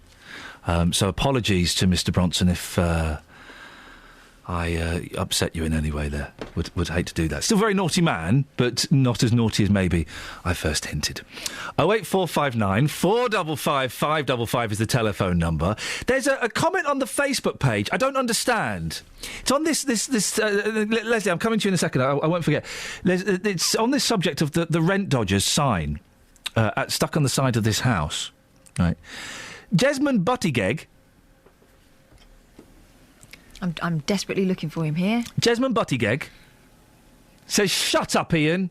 Bet you've never done anything wrong." Wow. I don't know what that's in relation to, Mr. Buttigieg. But please do give me a call. It's 48 minutes ago. Please do give me a call and let me know. 08459 455 555. Jesmond Buttigieg says, "Shut up, Iain. I bet you've never done anything wrong." We're not even discussing someone doing anything. Well, I don't know. Have you ever put a sign up shaming someone? Technically, no. Okay. Have you ever defaulted on your payments so that someone felt compelled to do something like that? No. Okay, Jesmond. Mr. Buttygeg. Rob says, kick the scum out. Danny says, good on him. I bet he had I've had tenants who have refused to pay their rent, yet I still have to pay a mortgage on the property. Probably waiting to be evicted, so they will get a council house. Gary says, ha, nice one. Michelle says, funny, and she's done a little smiley face, an emoticon, I believe they are. Laura says, I walked past this house this morning. I found it quite amusing, whatever the reasoning is behind it. Oh, it's still there, is it? I thought it had come down. Apparently it's still there. I'm interested as well as to where the amusement is. When you think about it, someone is in a pretty painful position, whether it be the landlord who ain't getting their money, or it's the person that can't afford to pay their rents. One of those parties, if that's the situation. Or this might be a massive stitch-up. Could be a gag.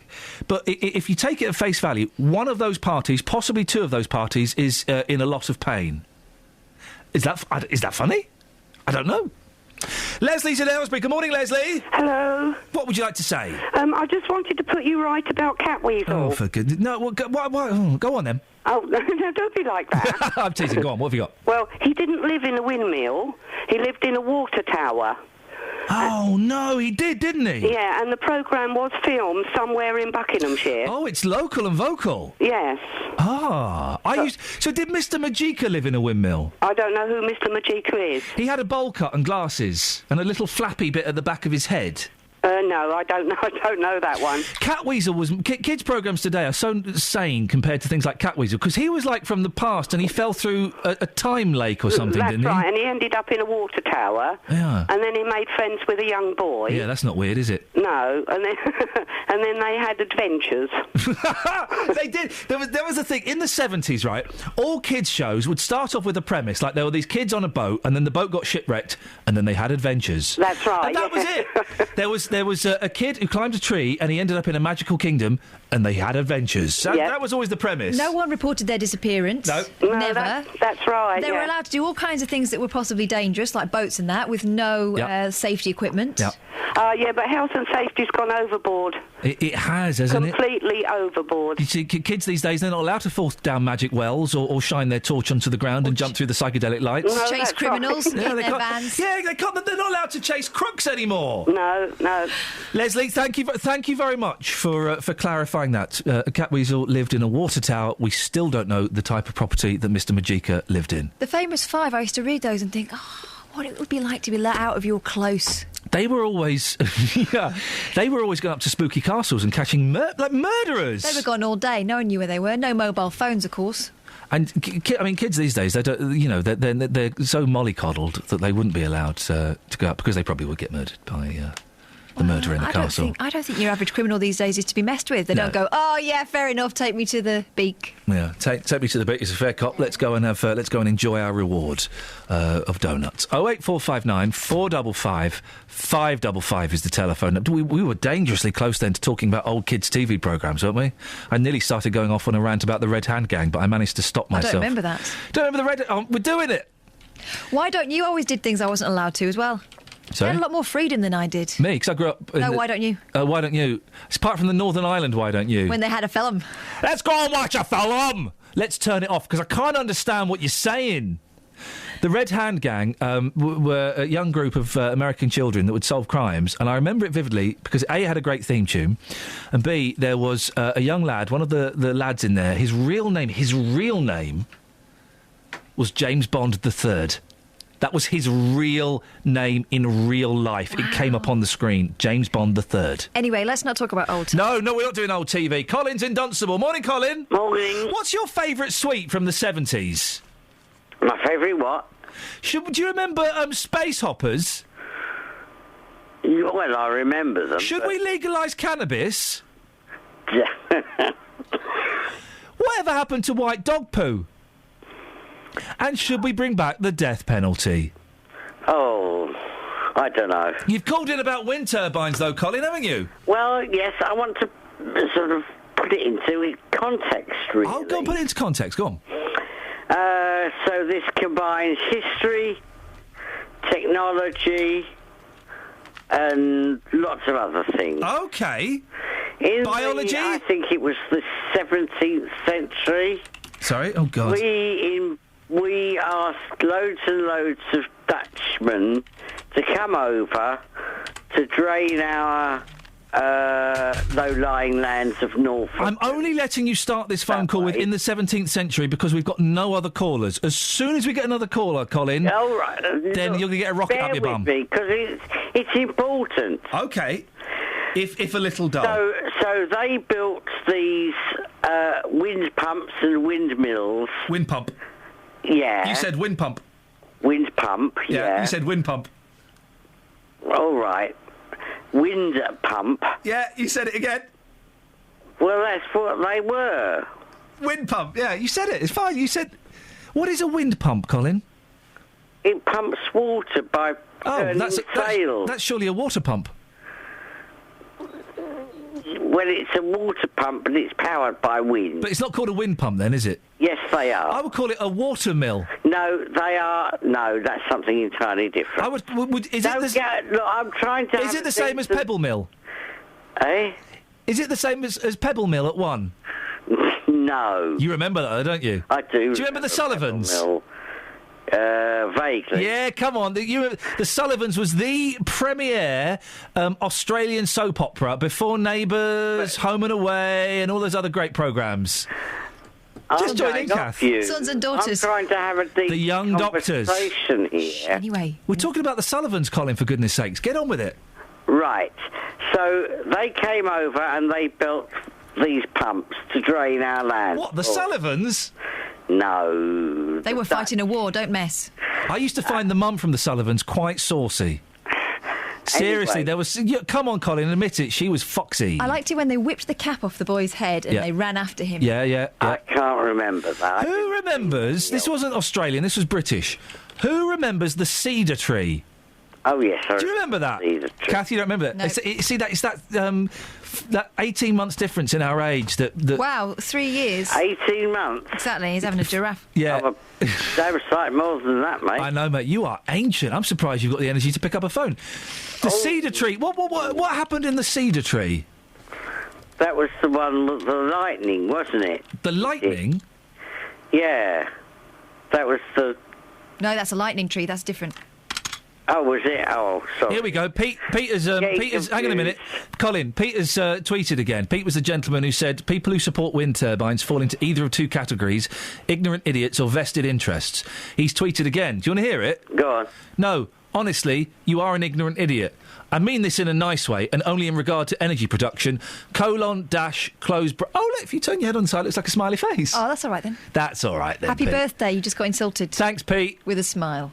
Anyway, Colin, the Sullivans. Yes, what would you like to say? We don't normally do old TV programmes, so you're lucky to get away with it. I don't know anything about the Sullivans. Well, then why have you called in to talk about the Sullivans and enter the Sullivans competition?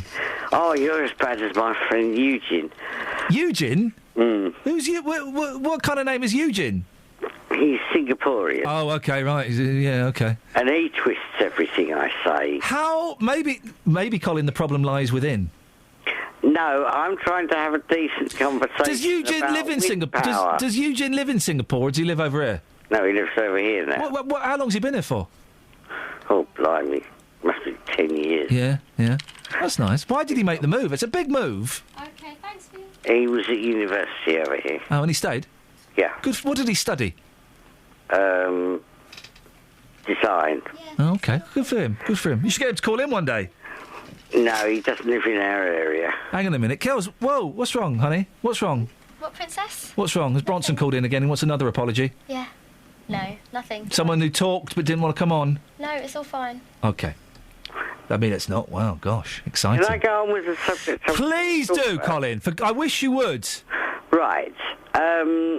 Yeah, so then they built windmills. What, the Singaporeans? No, to grind our corn. And this is all new technology at the time, and they put them on top. I've just been handed a birthday card. Why, is it your birthday? Well, what do you reckon? Well, many happy returns. Yeah, say it like you mean it. Good morning, BBC Three Counties Radio. And now Colin. they are... No, Colin, I've got to read the birthday card. Go on. It says, Happy birthday, Iain, and there's a photocopied black and white picture in the front of me, Kelly and Catherine. You're welcome. To Iain, here's a poem and some sellotape. I had to stick the poem in with the sellotape. Do you want me to read this, or should you read it? You read it. OK. To the funniest man I've ever met... That's you. I remember you from the television set. I do. If you bring in the cough, I'll boil the ket. That's kettle, not horse tranquil. Prisoners for an egg and bacon baguette? Question mark?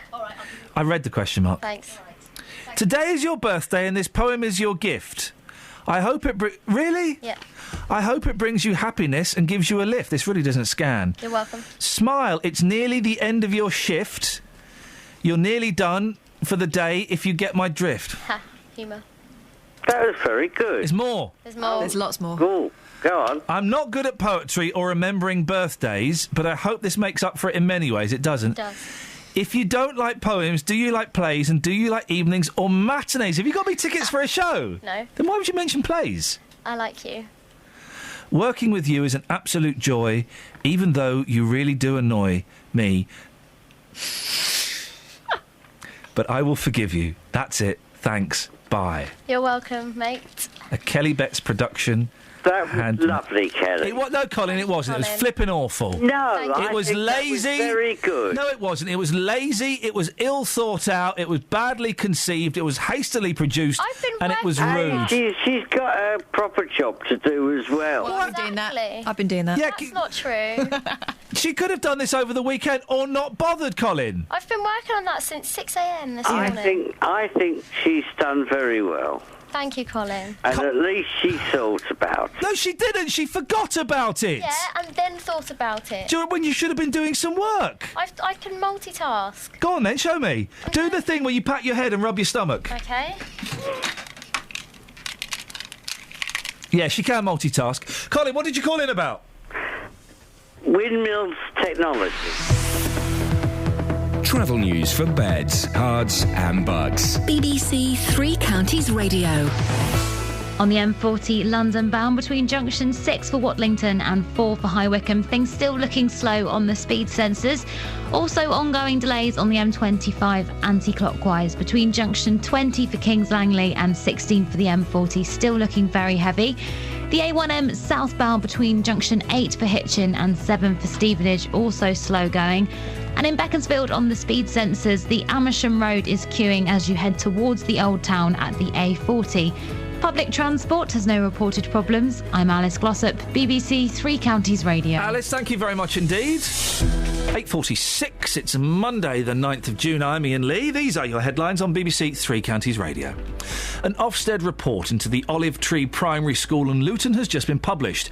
It rates the school in Bury Park as inadequate and says some books in the children's library promote fundamentalist views. The English Defence League say they plan to march again in Stevenage next month. Hertfordshire Police say Saturday's march and a counter-protest by the TUC passed off without any trouble. And in sport, there was a first Formula One victory for Milton Keynes Red Bull driver Daniel Ricciardo in the Canadian Grand Prix. Beds, Herts and Bucks weather. BBC Three Counties Radio. Good morning. We've had quite a bright start across all three counties, actually. Some high cloud, turning things a little hazy, but some thicker cloud just edging its way in now, and the potential of some lively showers heading our way.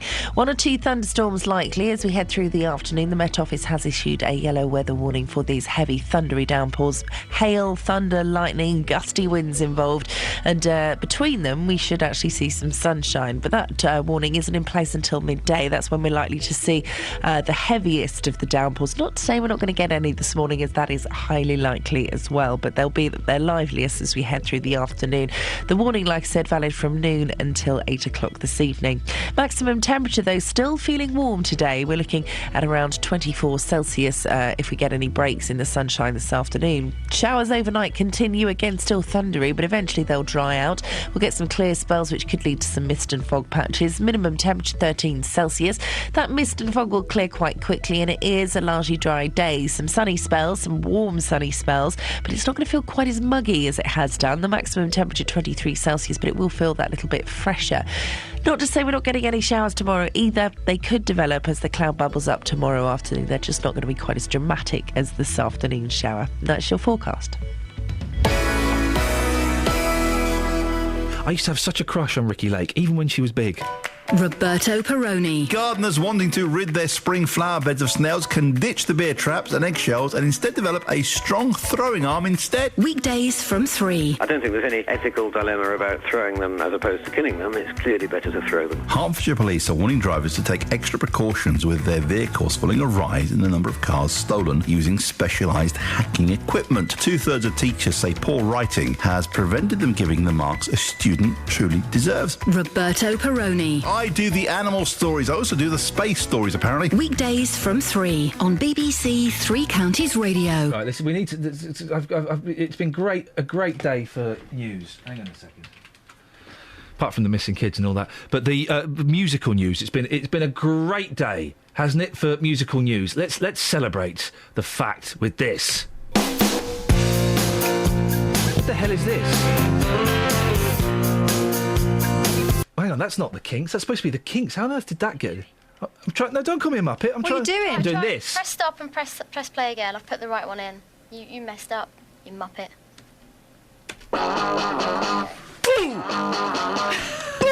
Careful, you put your back out. I'm doing karate to the Kinks. Karate!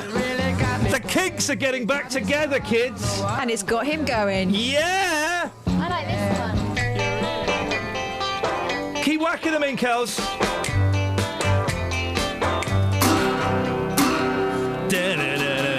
A song about a tranny in a bar in Soho. I flippin' love the Kinks.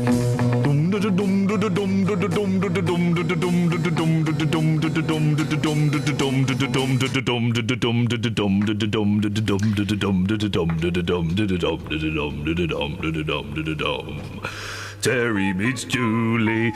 The only worrying thing about the Kinks getting back together is they've said... That was quite worrying. Oh, I'm so excited. Hands up if you've ever seen the Kinks live in concert. No. On his No. What? Hand down. Listen to the question. Hands up if you've ever seen the Kinks live in concert. Just me, then. The Kinks supported by Voice of the Beehive and Squeeze. Oh. Yeah, that was a bill. That was a bill. Anyway, the Kinks are getting back together. The only worrying thing is they've said, we don't want to go out there and just play the hits. We want to play new music. Oh, no!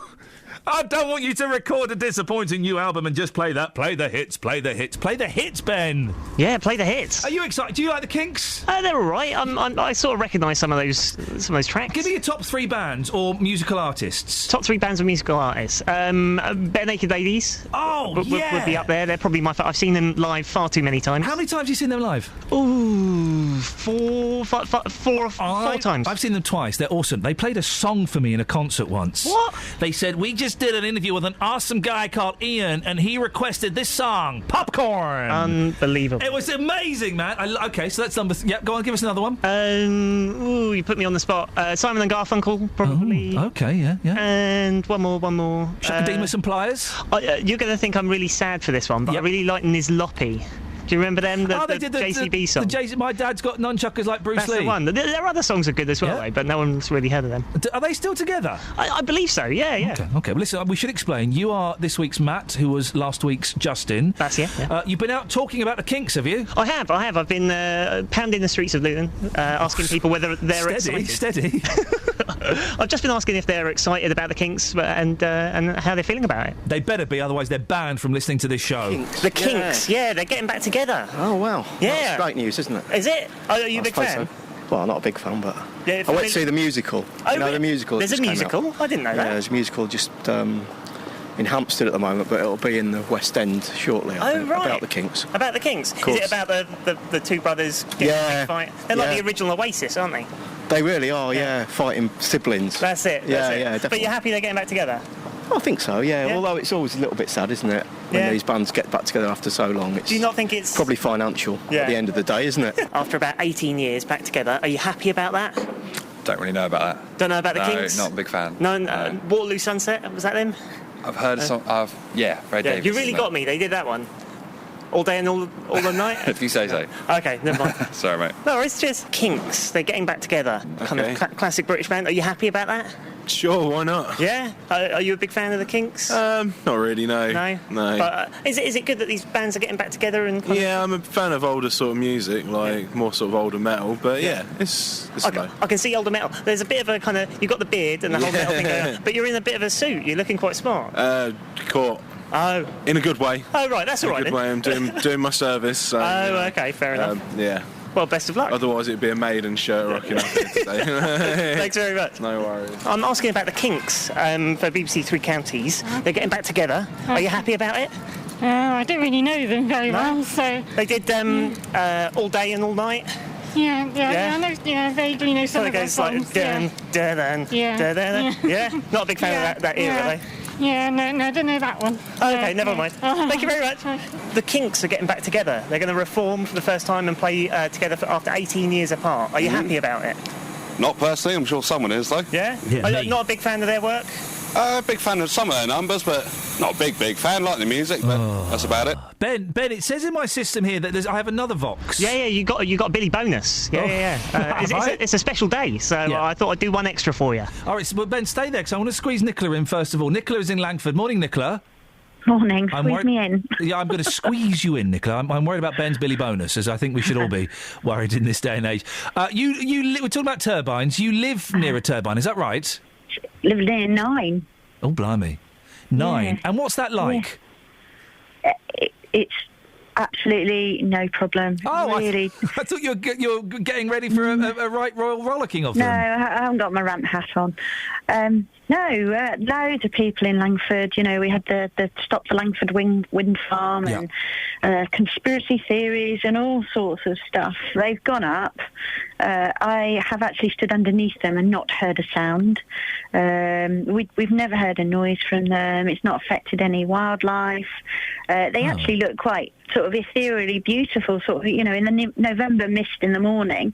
I'm really not getting it. I think we should switch on to renewable energy. We've got to. Nick, I agree with you. I think they look wonderful. I think they look like. I think they're majestic and they're beautiful. And the looks kind of a bit spacey, you know.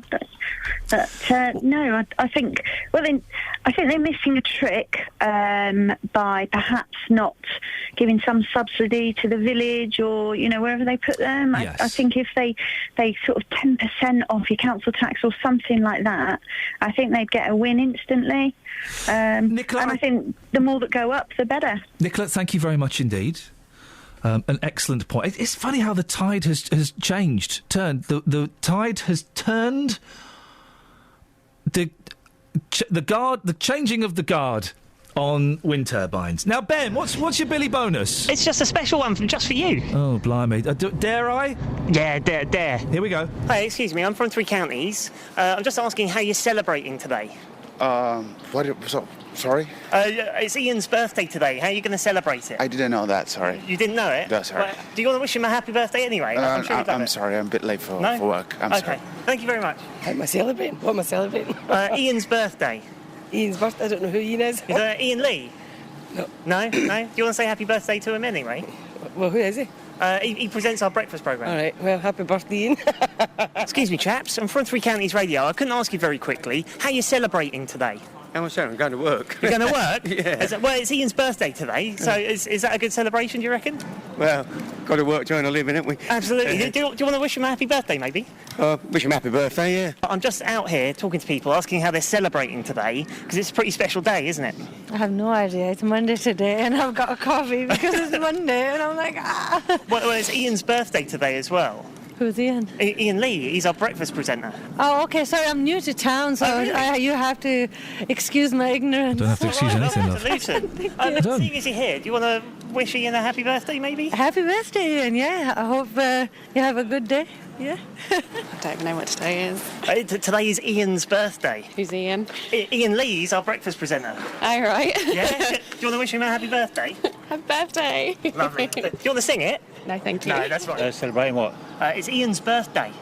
Ian's birthday. It's Ian's birthday, yeah. Oh, well, I've got to have a couple of pints for him. Oh, yeah. Oh, Yeah, brilliant. so... Sounds like he started already, isn't it? Absolutely. Thank you very much. He started early, that fella. Oh, yeah. By the way, I should have said this earlier. If you're going to school now, I know most of you are probably there. If you're on your way to school, you have a free get off school pass from me, as it's my birthday. You don't have to turn up. I've arranged this with all the schools. You don't have to go to school. If you go in tomorrow, and if any of the teachers question it, just say, "Didn't you realise it was Ian's birthday?" And they will let you off. So that's my gift to all of the young people of Beds, Herts and Bucks, Ben. But why am I in work today then? Do I not get the day off? No, you don't, Ben. No. Oh. See you tomorrow. Okay. Kath Kells, thanks very much. Happy birthday, Happy Princess. birthday, Ian, Princess, darling. Treacle. Honey pot. Sugar pie. Honey pot. Love head. Love head. Travel news for beds, cards, and bugs. BBC Three Counties Radio. Happy birthday, Ian. I hope you have a great day. Thanks. You're welcome. We've had a call from Angie in Garston. There's been an accident near to the bus stop. This is on the St Albans Road at Lavinia Avenue. Quite slow around the area at the moment. Also, the A1M southbound still struggling between junction 8 for Hitchin and 7 for Stevenage. The M1 London bound slow going between junction 6 for Bricketwood and 5 for Watford. Also still heavy on the M25 anti-clockwise between junction 18 for Chorleywood and 16 for the M40. I'm Alice Glossop, BBC Three Counties Radio. Alice, thank you very much. Have a nice day. Tim's up next. Till tomorrow at 6 from all of us. Ta-ta. Local and vocal across Beds, Herts and Bucks. This is BBC Three Counties Radio.